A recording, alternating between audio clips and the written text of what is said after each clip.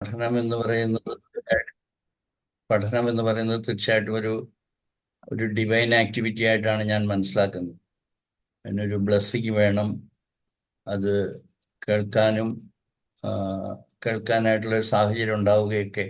ഞാൻ കഴിഞ്ഞ ദിവസം ഒരു ഉപമ പറഞ്ഞായിരുന്നു. അത് എല്ലാവർക്കും കിട്ടുന്നതല്ല. അപ്പം അത് സ്വീകരിക്കാനായിട്ട് ആ, നമ്മളെ ദൈവം പ്രാപ്തിയാക്കുന്നു എന്നൊക്കെയാണ് ഞാൻ വിശ്വസിക്കുന്നത്. അതുകൊണ്ട് ഈ അറിവ് ആ, കൊടുക്കുക, നേടുക, പഠിക്കുക, വളരുക, വർദ്ധിപ്പിക്കുക, മറ്റുള്ളവരോട് പങ്കുവെക്കുക. ഇതാണ് നമ്മളുടെ ഈ പ്രാർത്ഥന പൂർവമായിട്ടുള്ള സമീപനത്തിന്റെ പ്രധാനപ്പെട്ട കാതൽ.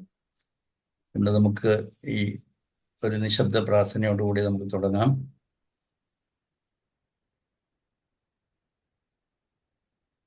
ചൊവ്വാഴ്ച തോറും നടക്കുന്ന ഈ പഠന പദ്ധതിയിലേക്ക് മുടങ്ങാതെ വരുന്നവരുണ്ട്. അവരെ എല്ലാവരെയും സ്നേഹപൂർവ്വം സ്വാഗതം ചെയ്യുന്നു. ഇന്ന് ആദ്യമായി വന്നിട്ടുള്ളവരെയും സ്വാഗതം ചെയ്യുന്നു. ഇനി ജോയിൻ ചെയ്യാനുള്ളവരെയും സ്വാഗതം ചെയ്യുന്നു. ഒരുപക്ഷെ എൻ്റെ കയ്യിലുള്ള വാട്സപ്പ് മെസ്സേജ് വഴിയായിട്ടാണ് ഞാൻ കുറച്ച് പേരെ റിമൈൻഡ് ചെയ്യുന്നത്. അവരിൽ പലരും ചിലപ്പോൾ എന്താണ് ഈ ടോപ്പിക് എന്ന് അറിയത്തില്ലാത്തവർ പോലും ഉണ്ടാകുമെന്ന് ഞാൻ വിശ്വസിക്കുകയാണ്. കാരണം ഇതൊരു പുതിയ അറിവാണ്. വൈദ്യശാസ്ത്ര രംഗത്ത് ഡോക്ടർ IK ജിയദ് ഹാമർ എന്ന് പറയുന്ന ഒരു German allopathy doctor, conventional medicine doctor, internal medicine doctor, അതിൽ അദ്ദേഹത്തിന് ഉന്നതമായ പഠന ക്വാളിഫിക്കേഷൻസ് ഒക്കെ ഉള്ള ഒരു ഡോക്ടറായിരുന്നു. അദ്ദേഹത്തിൻ്റെ 19 വയസ്സുള്ള മകൻ മരണപ്പെട്ടു ഓഗസ്റ്റ് 17-ാം തീയതി 1988. അതിനുശേഷം ഡിസംബർ 7-ാം തീയതി അദ്ദേഹത്തിന് ടെസ്റ്റിക്കുലർ ക്യാൻസർ ഉണ്ടായി. അപ്പം ഇന്നത്തെ ടോപ്പിക്കും അദ്ദേഹത്തിൻ്റെ ആ രോഗാവസ്ഥ അല്ലെങ്കിൽ ഈ ശാസ്ത്രം കണ്ടുപിടിക്കാനായിട്ട് അദ്ദേഹത്തെ പ്രേരിപ്പിച്ച സംഭവമെല്ലാം വളരെ ബന്ധമുണ്ട്. അതുകൊണ്ട് ഇന്നത്തെ ടോപ്പിക്ക് വളരെ പ്രധാനപ്പെട്ടതാണ്. മുൻകൂട്ടി അറിയിച്ചിരുന്ന പോലെ ഇന്നത്തെ വിഷയം മെയിൽ റിപ്രൊഡക്റ്റീവ് ഓർഗൻസ് ആണ്. അത് GHKയുടെ കാഴ്ചപ്പാടിൽ എങ്ങനെയാണ് എന്നാണ് നമ്മൾ ഇന്ന് പഠിക്കാൻ പോകുന്നത്. GHK എന്ന് പറഞ്ഞാൽ ജർമാനിക് ഹീലിംഗ് നോളജ്, ജർമാനിഷെ ഹൈൽക്കുണ്ടെ. അപ്പോൾ അതിൻ്റെ ഞാൻ കുറച്ച് സ്ലൈഡ്സ് ഷെയർ ചെയ്യുവാണ്. ഈ ഒന്നാമത്തെ സ്ലൈഡ് നമ്മൾ പറയുക ഇത് ജർമ്മൻ ന്യൂ മെഡിസിൻ്റെ കോമ്പസ് എന്നാണ് അറിയുക. കാരണം ഈ ഒരു പിക്ചർ മനസ്സിലാക്കിയാൽ നിങ്ങൾക്ക് ഒരുപക്ഷെ ജർമ്മൻ ന്യൂ മെഡിസിൻ്റെ സംക്ഷിപ്തമായിട്ടുള്ള അറിവ് കിട്ടിയെന്ന് വേണമെങ്കിൽ നമുക്ക് പറയാൻ പറ്റും. അപ്പോൾ ലെഫ്റ്റ് സൈഡിൽ നിങ്ങൾ കാണുന്ന ബ്രെയിനിൻ്റെ ഒരു ഇമേജ്, അതിൽ മഞ്ഞ നിറത്തിലുള്ള ബ്രെയിൻ സ്റ്റം, ഒരു സെറിബെല്ലം, അത് സ്ട്രേറ്റഡ് ആണ്, ഇങ്ങനെ വരകളുണ്ട്, പക്ഷെ അതിൻ്റെ കളറ് ഓറഞ്ച് ആണ്. മീസോഡയം ഉണ്ട്, കോർട്ടിക്കൽ മീസോഡയം അല്ലെങ്കിൽ സെറിബ്രൽ മീസോഡയം, അതിനൊരു ഓറഞ്ച് കളറാണ്. അതിൻ്റെ പുറത്തുള്ള ഏറ്റവും കൂടുതൽ സൈസുള്ളതാണ് ബ്രെയിനിൻ്റെ സെറിബ്രൽ കോർട്ടെക്സ് എന്ന് പറയുന്നത്. അതിൻ്റെ വലതുവശത്തുള്ള പടത്തിൽ നിങ്ങൾക്ക് കാണാം സെറിബ്രൽ കോർട്ടെക്സ് ഏറ്റവും മുകളിൽ, അതിൻ്റെ താഴെ സെറിബ്രൽ മെഡുല്ല, അതിനും താഴെ സെറിബെല്ലം, അതിനും താഴെ ബ്രെയിൻ സ്റ്റം. ഇത് നാലും എവല്യൂഷനും ആയിട്ട് ബന്ധപ്പെട്ടതാണ്, എംബ്രിയോളജിക്കൽ നോളജുമായിട്ട് ബന്ധപ്പെട്ടതാണ്. ഈ മുകളിലുള്ള രണ്ട് ചുമപ്പ് കൂടുതലുള്ള ആ രണ്ട് ഭാഗങ്ങളെ നമ്മൾ ന്യൂ ബ്രെയിൻ എന്നും, താഴെയുള്ള മഞ്ഞ കൂടുതലായുള്ള ഭാഗങ്ങളെ ഓൾഡ് ബ്രെയിൻ എന്നുമാണ് പറയപ്പെടുന്നത്. ഇത് എങ്ങനെയാണ് വളരെ പ്രധാനപ്പെട്ടത് എന്ന് പറയുന്നത് 5 ബയോളജിക്കൽ ലോസ് എന്ന ജർമ്മൻ ന്യൂ മെഡിസിൻ്റെ അടിസ്ഥാന പ്രമാണം മനസ്സിലാക്കിയാൽ മാത്രമേ മനസ്സിലാകുകയുള്ളൂ. എന്നെ ശരിക്കും കേൾക്കാമോ Ajay? loud and clear. Okay. Perfect. So will proceed. അപ്പോൾ രണ്ടാമത്തെ ഭാഗത്ത് കാണുന്നത് ഈ ന്യൂ ബ്രെയിൻ കൺട്രോൾഡ് ആയിട്ടുള്ള ടിഷ്യൂസ് ഉണ്ട്. അത് പിന്നീട് പറയാം. അതായത് ഈ സെറിബ്രൽ കോർട്ടെക്സ് കൺട്രോൾഡ് ആയിട്ടുള്ള ഓർഗൻസിലും സെറിബ്രൽ മെഡുല്ല കൺട്രോൾഡ് ആയിട്ടുള്ള ഓർഗൻസിലും during conflict activity cellular depletion ആണ് നടക്കുന്നത്, സെല്ലുലാർ ഡിസ്ട്രക്ഷൻ ആണ് നടക്കുന്നത്. വേറസ് താഴെയുള്ള ന്യൂ ബ്രെയിനിൽ during the conflict activity cellular multiplication അല്ലെങ്കിൽ സെല്ലുലാർ പ്രോളിഫറേഷൻ ഉണ്ടാകും. ഇത് വളരെ നിസ്സാരമായിട്ട് അല്ലെങ്കിൽ പ്രാധാന്യമില്ലാത്തതായിട്ട് വിട്ടുകളയരുത്. ഇത് നിങ്ങൾ പഠിച്ചാൽ മാത്രമേ എല്ലാ ക്ലാസ്സുകളിലും നിങ്ങൾക്ക് അത് കൃത്യമായിട്ട് മനസ്സിലാക്കാൻ പറ്റുള്ളൂ. ഇതിനുവേണ്ടി ധാരാളം പ്രാവശ്യം നമ്മൾ ചർച്ചകൾ നടത്തിയതായതുകൊണ്ടാണ് കൂടുതൽ സമയം ഈ വിഷയം വീണ്ടും വീണ്ടും പറയാതെ ഇരിക്കുന്നത്. ഇനി ഡ്യൂറിങ് ഹീലിംഗ് ആണ് ലാസ്റ്റ് കോളത്തിലുള്ളത്. ഡ്യൂറിങ് ഹീലിംഗിൽ ന്യൂ ബ്രെയിന് ഡിസ്ട്രോയിഡ് ആയിട്ടുള്ളതെല്ലാം സെല്ലുലാർ റെസ്റ്റോറേഷൻ ആണ് നടക്കുന്നത്. ടിഷ്യൂ റെസ്റ്റോറേഷൻ, അവിടെ ബാക്ടീരിയയുടെ പ്രസൻസ് ഉണ്ടാവും. ഇനി ഓൾഡ് ബ്രെയിൻ, അതായത് സെറിബെല്ലവും ബ്രെയിൻ സ്റ്റെമ്മും കൺട്രോൾഡ് ആയിട്ടുള്ള ടിഷ്യൂവിൽ during the conflict activity cellular proliferation ആണ് ഉള്ളത്. അത് ഹീലിംഗ് സ്റ്റേജിലേക്ക് വരുമ്പോഴത്തേക്കും സെല്ലുലാർ റിമൂവൽ നടക്കും. ഈ റിമൂവലിന് വേണ്ടിയിട്ട് ശരീരം ഉപയോഗിക്കുന്നത് ശരീരത്തിൻ്റെ ഉള്ളിൽ തന്നെയുള്ള ഫംഗസിനെയും ഉള്ളിൽ തന്നെയുള്ള മൈക്കോ ബാക്ടീരിയ, ട്യൂബർക്കുലസ് ഓർഗാനിസം ഉൾപ്പെടെയുള്ള ഓർഗാനിസത്തെയാണ് ഉപയോഗിക്കുന്നത്. 5 ബയോളജിക്കൽ ലോസ് ഓരോന്ന് ഞാൻ പറയുന്നില്ല, എന്നാലും 1-2 വാചകത്തിൽ വേണമെങ്കിൽ പറയാം. ഒന്നാമത്തെ ലോ പറയുകയാണ്, ബയോളജിക്കൽ കോൺഫ്ലിക്ട്സ് കൊണ്ട് മാത്രമേ ഒരു രോഗം എന്ന് നമ്മൾ അറിയപ്പെടുന്ന ഒരു ബയോളജിക്കൽ പ്രോഗ്രാം എന്നറിയപ്പെടുന്ന ഒരു പ്രോസസ്സ് നടക്കത്തുള്ളൂ. അപ്പൊ രോഗം എന്ന് പറഞ്ഞ് ഒരു ഒരു ഒരു ഒരു പ്രതിഭാസം നമ്മുടെ ശരീരത്തിൽ ഉണ്ടാകണമെങ്കിൽ അതിൻ്റെ പിന്നിൽ ഒരു ബയോളജിക്കൽ കോൺഫ്ലിക്റ്റ് ഉണ്ടായെങ്കിൽ മാത്രമേ ഉണ്ടാകത്തുള്ളൂ. അതാണ് ഈ അതിൻ്റെ താഴെയുള്ള ഭാഗത്ത് നിങ്ങൾക്ക് അറിയാം. ഒരു നോർമലായിട്ട് പോയിക്കൊണ്ടിരിക്കുന്ന ഒരു നോർമോട്ടോണിക് സ്റ്റേജിൽ ഡ്യൂറിങ് ദി ഡേ അയാൾ കോൺഫ്ലിക്റ്റ് ആക്റ്റീവ് ഫേസിലാണ്, ഡ്യൂറിങ് നൈറ്റ് വാഗോട്ടോണിക് ഫേസിലാണ്, പാരസിമ്പത്തറ്റിക് ഫേസ് എന്ന് പറയാം.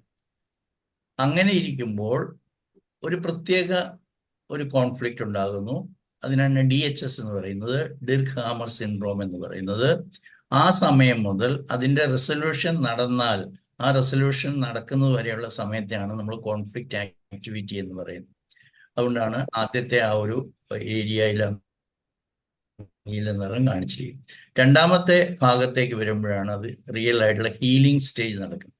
അല്ലെങ്കിൽ കോൺഫ്ലിക്റ്റുവലൈസിസിന് ശേഷമുള്ള 2 ഘട്ടങ്ങളുണ്ട്. അതിന് PCLA post conflictolysis A, PCLB post conflictolysis B എന്ന് രണ്ട് സ്റ്റേജ് ഉണ്ട്. അതിൻ്റെ നടുക്കാണ് എപ്പിലെപ്റ്റോഡ് ക്രൈസിസ് എന്ന് പറയുന്ന ഒരു പ്രതിഭാസം നടക്കുന്നത്. Epileptoid crisis is simulating to the conflict active phase. ഇതിൽ കൂടുതൽ നമ്മൾക്ക് വിശദീകരിക്കാനായിട്ടുള്ള സമയമില്ലാത്തതുകൊണ്ട് ഞാൻ സ്കിപ്പ് ചെയ്ത് പോവുകയാണ്. അപ്പോൾ അതുകൊണ്ട് ആദ്യത്തെ ആ കോളത്തിൽ കാണിക്കുന്നത് സിമ്പത്തറ്റിക് ആക്ടിവിറ്റിയാണ്. അതിനെ നമ്മൾ കോൺഫ്ലിക്റ്റ് ആക്ടിവിറ്റി എന്ന് പറയുന്നു. രണ്ടാമത്തെ ഫേസിൽ ആ റെഡ് ഡോക്ടർ ശ്രീജ ഒന്ന് ഓഫ് ചെയ്യണം, മ്യൂട്ട് ആക്കണം. ഹീലിംഗ് ഫേസിൽ ആണ് അത് വാഗോട്ടോണിക് ഫേസ് ആണ്, പ്രൊലോങ്ഡ് വാഗോട്ടോണിയാണ്. അപ്പൊ ഇത്രയും വളരെ ചുരുക്കമായിട്ട് പറയുന്നു. എന്തുകൊണ്ടാണ് ഇത് പറയുന്നതെന്ന് വെച്ച് കഴിഞ്ഞാൽ എന്നും ചർച്ച ചെയ്യുന്ന ഏത് പ്രോഗ്രാമും നമ്മൾ ഡിസീസ് എന്ന് പറയുന്നില്ല, അല്ലെങ്കിൽ നമ്മളിപ്പോൾ ഒരു അവയവത്തെ കുറിച്ചാണ് പറയുന്നത്. ഡോക്ടർ ഹാമറിന്റെ രീതിയാണ്. അല്ലാതെ ഓരോ രോഗത്തെ എടുത്തല്ല പറയുന്നത്. ഒരു ടിഷ്യൂ എടുക്കുന്നു ഇപ്പോൾ, അല്ലെങ്കിൽ ആ ഇന്നത്തേത് നമ്മൾ റിപ്രൊഡക്റ്റീവ് ഓർഗൻസിനെ കുറിച്ചാണ് പറയുന്നത്. ഇപ്പൊ റിപ്രൊഡക്റ്റീവ് ഓർഗൻസ് എന്ന് പറയുമ്പോൾ അത് ഏതെങ്കിലും ഒരു ബ്രെയിൻ സ്റ്റെം കൺട്രോൾഡ് ആയിട്ടുള്ള ടിഷ്യൂ, അല്ലെങ്കിൽ എൻഡോഡേൺ ഡിറൈവ്ഡ് ആയിട്ടുള്ള ടിഷ്യൂ, അങ്ങനെയൊന്നുമില്ല. ഈ എല്ലാ അവയവത്തിലും വിവിധങ്ങളായിട്ടുള്ള ടിഷ്യൂ ഒറിജിനുണ്ട്, വിവിധങ്ങളായിട്ടുള്ള ബ്രെയിൻ റിലേ ഉണ്ട്, അല്ലെങ്കിൽ ബ്രെയിൻ കൺട്രോളിങ് സെൻറ്റർ ഡിഫറെൻ്റ് ആണ്. ഇതെല്ലാം കൂടെ പഠിച്ചാൽ മാത്രമേ, അത്ര എളുപ്പമല്ല തീർച്ചയായിട്ടും, റിപ്പീറ്റേഷനോടുകൂടി നിങ്ങൾക്ക് ഇതിൽ എക്സ്പേർട്ട് ആകാനായിട്ട് സാധിക്കും. അത് നിങ്ങൾ ചെയ്യണം, അത് നിങ്ങളുടെ കടമയാണ്. എന്തിനാണിത് പറയുന്നതെന്ന് ചോദിച്ചാൽ, ഉദാഹരണത്തിന് ഇന്നത്തെ വിഷയം എടുക്കുവാണെങ്കിൽ, എന്നെ ശ്രമിക്കുന്ന എല്ലാവരും അഡൾട്ട്സ് ആണ്. Most of you are married, having children, family. എല്ലാവരും സെക്ഷൽ ആയിട്ടുള്ള അല്ലെ റിപ്രൊഡക്ഷൻ്റെ ഭാഗമായിട്ട് നിങ്ങൾ പ്രവർത്തിച്ചിട്ടുള്ളവരാണ്, ഫാദറായിട്ടും മദറായിട്ടും ഒക്കെ. പക്ഷെ എന്താണ് സംഭവിക്കുന്നതെന്ന് ഒരു പാർട്ട്ണർക്ക് ശരിക്കും അറിഞ്ഞില്ലെങ്കിൽ, അല്ലെങ്കിൽ അയാളുടെ റിപ്രൊഡക്റ്റീവ് ഓർഗൻസിനെ കുറിച്ച് ശരിയായ രീതിയിൽ അറിഞ്ഞിട്ടില്ലെങ്കിൽ, അത് അനാവശ്യമായിട്ടുള്ള ഭയവും ഈ പ്രക്രിയ അല്ലെങ്കിൽ അടുത്ത തലമുറയെ സൃഷ്ടിക്കാൻ വേണ്ടിയിട്ട് ഈ പുരുഷനും സ്ത്രീയും കൂടി ചെയ്യുന്ന, അല്ലെങ്കിൽ ചെയ്യാൻ കടമപ്പെട്ട, അല്ലെങ്കിൽ ആ ഒരു പ്രക്രിയ സെക്ഷുവലായിട്ടുള്ള മെയ്റ്റിംഗ്, അല്ലെങ്കിൽ കൺസീവ് ചെയ്യുന്നു. അത് അടുത്ത ദിവസം നമ്മൾ ഫീമെയിൽ റിപ്രൊഡക്റ്റീവ് ഓർഗൻസിനെ കുറിച്ച് പറയും. അപ്പോൾ ഇത് പാർട്ട്ണറിന് ഇതൊന്നും അറിയില്ല. ഞാൻ സെക്സ് ചെയ്തു, കുട്ടിയുണ്ടായി, അങ്ങനെയാ പോരാ.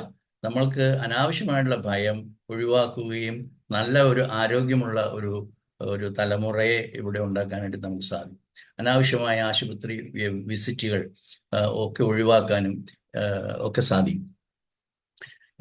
ഞങ്ങള് അജയ് ഞങ്ങളുടെ ഒരു മെന്ററാണ്, അദ്ദേഹം ഇവിടെയുണ്ട്. ഞങ്ങൾ കഴിഞ്ഞ ദിവസം ഒരു ലിവിങ് GHK എന്ന് പറയുന്ന ഒരു ബൃഹത്തായ ഒരു പരിപാടി നടത്തി. അപ്പോൾ അതിൽ എങ്ങനെയാണ് ഈ GHK നോളജ് കൊണ്ട് ജീവിക്കേണ്ടത് എന്നായിരുന്നു അന്നത്തെ വിഷയം, ചർച്ച. വളരെയധികം ഫലപ്രദമായിരുന്നു. അപ്പോൾ ഞാൻ ഇന്ന് ഈ വിഷയവുമായിട്ട് ബന്ധപ്പെടുത്തി, നിങ്ങൾക്കറിയാം ഞാനൊരു പുരുഷനാണ്, ഞാനൊരു ഫാദറാണ്. അപ്പോൾ ഈ ഓർഗാസം അല്ലെങ്കിൽ ഇജാക്കുലേഷൻ എന്നൊക്കെ നടക്കുന്ന സമയത്ത് I was not knowing, even after a doctor, I was not knowing that അതിന് എൻ്റെ ബ്രെയിനുമായിട്ട് എന്തെങ്കിലും ബന്ധമുണ്ട് അല്ലെങ്കിൽ എൻ്റെ മനസ്സുമായിട്ടൊക്കെ ബന്ധമുണ്ട് എന്നൊക്കെ മനസ്സിലാക്കിയത് അതിൻ്റെ യഥാർത്ഥമായ പൊസിഷനിൽ, യഥാർത്ഥമായ സ്ഥാനത്ത് മനസ്സിലാക്കാനായിട്ട് സാധിച്ചത് GNM പഠിച്ചതിന് ശേഷമാണ്. ഓർഗാസം വരുമ്പോഴേ അത് ബ്രെയിൻ ആക്ടിവിറ്റിയാണ് എന്ന് നമ്മൾ മനസ്സിലാക്കാതെ നമ്മൾ സെക്ഷൽ ഇന്റർകോഴ്സ് അല്ലെങ്കിൽ ഓർഗാസം, ഇജാക്കുലേഷൻ ഇത് മെയിൽ ഭാഗത്തും, അതുപോലെ തന്നെ നമ്മൾ അടുത്ത ദിവസം വീണ്ടും ഫീമെയിൽ ഓർഗൻസിനെ കുറിച്ച് പഠിക്കും, അവിടെയും ഓർഗാസം ഉണ്ട്. ഇതെല്ലാം പഠിക്കുമ്പോൾ നമ്മൾ ഈ പറയുന്ന സിങ്ക്രോണിസിറ്റി, അതായത് മൈൻഡിൽ നിന്നാണ് നമുക്കൊരു ഏർജ് അല്ലെങ്കിൽ സെക്ഷൽ ആയിട്ടുള്ള മീറ്റിങ്ങിനായിട്ടുള്ള ഒരു ഡിസയർ വരുന്നത്. അത് എക്സിക്യൂട്ടീവ് ചെയ്യാനായിട്ട് നമ്മുടെ body parts include especially these reproductive organs എല്ലാം തയ്യാറാകുന്നു. അതെങ്ങനെ തയ്യാറാകുന്നു, എങ്ങനെ മീറ്റിംഗ് സാധിക്കുന്നു, എങ്ങനെ ഓർഗാസം എന്ന് പറയുന്നത് നടക്കുന്നു, എങ്ങനെ ejaculation from this part of the body അല്ല മെയിൽ പുരുഷന്റെ വശത്ത് നിന്നും ഈ പറയുന്ന സ്ഖലനം നടക്കുന്നു. ഇതൊന്നും ആ ഒരു അവയവത്തിന്റെ അല്ലെങ്കിൽ ലിംഗം എന്ന് പറയുന്ന പെനീസ് എന്ന് പറയുന്ന ഒരു അവയവത്തിന്റെ മാത്രം പ്രക്രിയ അല്ല എന്ന് മനസ്സിലാക്കണമെങ്കിൽ നമുക്ക് GNM പഠിക്കണം. ഞാൻ വളരെ ചുരുക്കമായിട്ട് പറയുവാണ്. ഇതിന്റെ പ്രാധാന്യത്തെക്കുറിച്ച് എത്ര പറഞ്ഞു കഴിഞ്ഞാലും തീരത്തില്ല അല്ലെങ്കിൽ ചെറുതാവത്തില്ല. അതുകൊണ്ട് നിങ്ങൾ തുടർച്ചയായിട്ട് പഠിക്കുക. അപ്പൊ ഇന്നത്തെ ഓർഗൻസിലേക്ക് അല്ലെങ്കിൽ നമ്മുടെ ഞാൻ പറഞ്ഞ പോലെ തന്നെ മെയിൽ റിപ്രൊഡക്റ്റീവ് ഓർഗൻസ് ആണ് ഇന്നത്തെ വിഷയം. പുരുഷന്റെ ലൈംഗികം എന്ന് പറയാൻ പറ്റത്തില്ല, പ്രക്രിയ അല്ലെങ്കിൽ അടുത്ത തലമുറയെ സൃഷ്ടിക്കുന്ന ഒരു റിപ്രൊഡക്ഷൻ നടത്താൻ വേണ്ട അവയവങ്ങളെക്കുറിച്ച് അതിൻ്റെ പ്രവർത്തനങ്ങളെക്കുറിച്ച് നമ്മൾ വിശദമായിട്ട് പഠിക്കാൻ പോവുകയാണ്. സമയം നമുക്ക് 1 മണിക്കൂറേ ഉള്ളൂ. ഇന്ന് അല്പം ഇൻട്രൊഡക്ഷന് വേണ്ടി സമയമെടുത്തു, 10 മിനിറ്റ് കഴിഞ്ഞു. ഇനി നമ്മൾ കുറച്ച് ഫാസ്റ്റായിട്ട് പോകാം. ഞാൻ കഴിഞ്ഞ പ്രാവശ്യം പറഞ്ഞ പോലെ തന്നെ ഈ പടം ഞാൻ ആദ്യം പറഞ്ഞിരുന്നു എല്ലാവരോടും മൊബൈൽ നോക്കാൻ അല്ലെങ്കിൽ നമ്മുടെ ഗാഡ്ജറ്റ് നോക്കി പഠിക്കാനായിട്ട്. പക്ഷെ നടക്കുന്നില്ല എന്നുള്ളതുകൊണ്ട് ഞാൻ തന്നെ കുറച്ച് സമയം എടുത്തിട്ട് ഇതെല്ലാം ഒരു പവർ പോയിന്റിൽ ഞാൻ സേവ് ചെയ്ത് വെച്ചിരിക്കുകയാണ്. ഇതെല്ലാം learninggmm.com ഉള്ളതാണ്. കാരോളിൻ മാർക്കോലിൻ്റെ സ്വന്തമാണ്. തീർച്ചയായിട്ടും നിങ്ങൾ ഈ പടങ്ങളെല്ലാം പഠിക്കണം. ഞാൻ കഴിഞ്ഞ ദിവസം പറഞ്ഞു, ഈ മഞ്ഞ നിറം കാണുമ്പോഴേ നിങ്ങൾ മനസ്സിലാക്കണം ആ tissue derived from the endoderm ആണ്. അതിനെ കൺട്രോൾഡ് ബൈ ദി ബ്രെയിനിലേക്ക് വരുമ്പോൾ controlled by the brain stem. അതുകൊണ്ട് ഇന്നത്തെ ഏറ്റവും പ്രധാനപ്പെട്ട അവയവം എന്ന് പറയാം, അല്ലെ പുരുഷനെ സംബന്ധിച്ച് ഏറ്റവും പ്രധാനപ്പെട്ട റിപ്രൊഡക്റ്റീവ് ഓർഗൻ എന്ന് പറയുന്നത് പ്രോസ്റ്റേറ്റ് ആണ് എന്ന് ഒരുപക്ഷെ നമുക്ക് അറിയത്തില്ലായിരിക്കും. നമ്മൾ വിചാരിക്കും ലിംഗമാണ്, ടെസ്റ്റിസ് ആണ് എന്ന് പറയുന്നത്. പക്ഷേ പ്രോസ്റ്റേറ്റ് എന്ന് പറയുന്ന അവയവം ഈക്വൽ ടു യൂട്രസ് ആണ്. ഫീമെയിൽസിന്റെ കാര്യത്തിൽ യൂട്രസ് പോലെ തന്നെ പ്രാധാന്യപ്പെട്ട ഒരു അവയവമാണ് പ്രോസ്റ്റേറ്റ് എന്ന് പറയുന്നത്.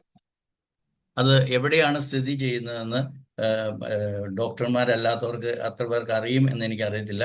അത് നിങ്ങൾ കാണുന്ന പോലെ ബ്ലാഡറിന്റെ നേരെ താഴെയാണ് ഇരിക്കുന്നത്. അതുകൊണ്ട് ബ്ലാഡറിന്റെ അകത്ത് തന്നെ നമ്മൾ കഴിഞ്ഞ ദിവസം ട്രൈഗോൺ പഠിച്ചു. ആ മഞ്ഞ നിറം അവിടെയുണ്ട്, ഒരു ട്രയാങ്കുലർ ഷേപ്പിൽ. താഴെയുള്ള പ്രോസ്റ്റേറ്റിന്റെ സൈസും ഫുൾ ആയിട്ട് മഞ്ഞയാണ്. പക്ഷെ അതിൻ്റെ അകത്തൂടെ നിങ്ങൾക്ക് കുറച്ച് ഡക്റ്റുകൾ കാണാൻ പറ്റും. അതിനെക്കുറിച്ച് നമ്മൾ അടുത്ത ചാപ്റ്ററിൽ പഠിക്കുന്നു. അപ്പോൾ ഇത് പ്രോസ്റ്റേറ്റ് എന്ന് പറഞ്ഞാൽ മഞ്ഞ നിറത്തിൽ കാണുന്നതിൻ്റെ അർത്ഥം എന്താണെന്ന് വെച്ചാൽ അത് ഡിറൈവ്ഡ് ഫ്രോം ദി എൻഡോഡേം. അതുകൊണ്ട് തന്നെ അതിനെ controlled by the brain stem ആണ്. നിങ്ങൾക്ക് ഈ ലെഫ്റ്റ് സൈഡിലുള്ള പടത്തിൽ കാണാം. ബ്രെയിൻ സ്റ്റെം എന്ന് പറയുന്ന ബ്രെയിനിൻ്റെ ഏറ്റവും പ്രധാനപ്പെട്ട കേന്ദ്രമാണ്. അതിൻ്റെ ഒരു ക്രോസ് സെക്ഷൻ നിങ്ങൾ പഠിക്കുമ്പോൾ അത് വളരെ കൃത്യമായിട്ട് മനസ്സിലാക്കും. അപ്പോൾ എന്താണ് പ്രോസ്റ്റേറ്റിൻ്റെ ജോലി അല്ലെങ്കിൽ അതിൻ്റെ പ്രവർത്തനം, അതിൻ്റെ ഫങ്ഷൻ എന്താണ്? അതിൻ്റെ പ്രവർത്തനം എന്താണെന്ന് വെച്ച് കഴിഞ്ഞാൽ സെമിനൽ ഫ്ലൂയിഡ്, അതിൻ്റെ സെമിനൽ ഫ്ലൂയിഡിൻ്റെ ഒരു പ്രധാനപ്പെട്ട കോമ്പോണൻ്റ് ആണ് പ്രോസ്റ്റാറ്റിക് ഫ്ലൂയിഡ്. സ്പേമിന് ന്യൂട്രീഷൻ കൊടുക്കാനും സ്പേമിന് ഒരു മീഡിയമായിട്ട് ഫ്ലോ ചെയ്യാനും സെമിനൽ ഫ്ലൂയിഡിലൂടെ ഫ്ലോ ചെയ്യാനും വേണ്ട സെമിനൽ ഫ്ലൂയിഡിൻ്റെ പ്രധാനപ്പെട്ട ഒരു കണ്ടന്റാണ് പ്രോസ്റ്റാറ്റിക് ഫ്ലൂയിഡ്. നിങ്ങൾ ഒരുപക്ഷെ പല വിവിധ പ്രായത്തിലുള്ളവരായിരിക്കും എന്ന് വിചാരിക്കുന്നു.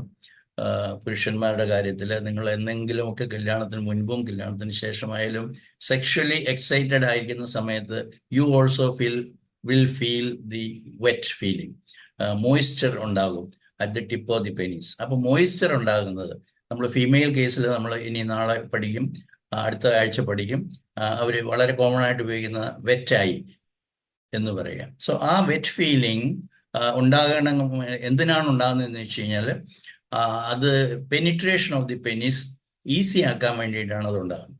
അപ്പോൾ ആ പെനിട്രേഷൻ ഈസി ആക്കണമെങ്കിൽ ടിപ്പ് ഓഫ് ദി പെനീസും മോയ്സ്ചർ ആക്കുന്ന ഒരു പ്രധാനപ്പെട്ട ജോലി ഇതുണ്ട്. അതുകൊണ്ട് യൂറിത്രയിൽ നിന്നും ഇത് എക്സൈറ്റഡ് ആകുന്ന സമയത്ത് it will come and lodge in the tip of the penis. എന്തിനു വേണ്ടിയിട്ടാണ്? in order to make the penetration easy.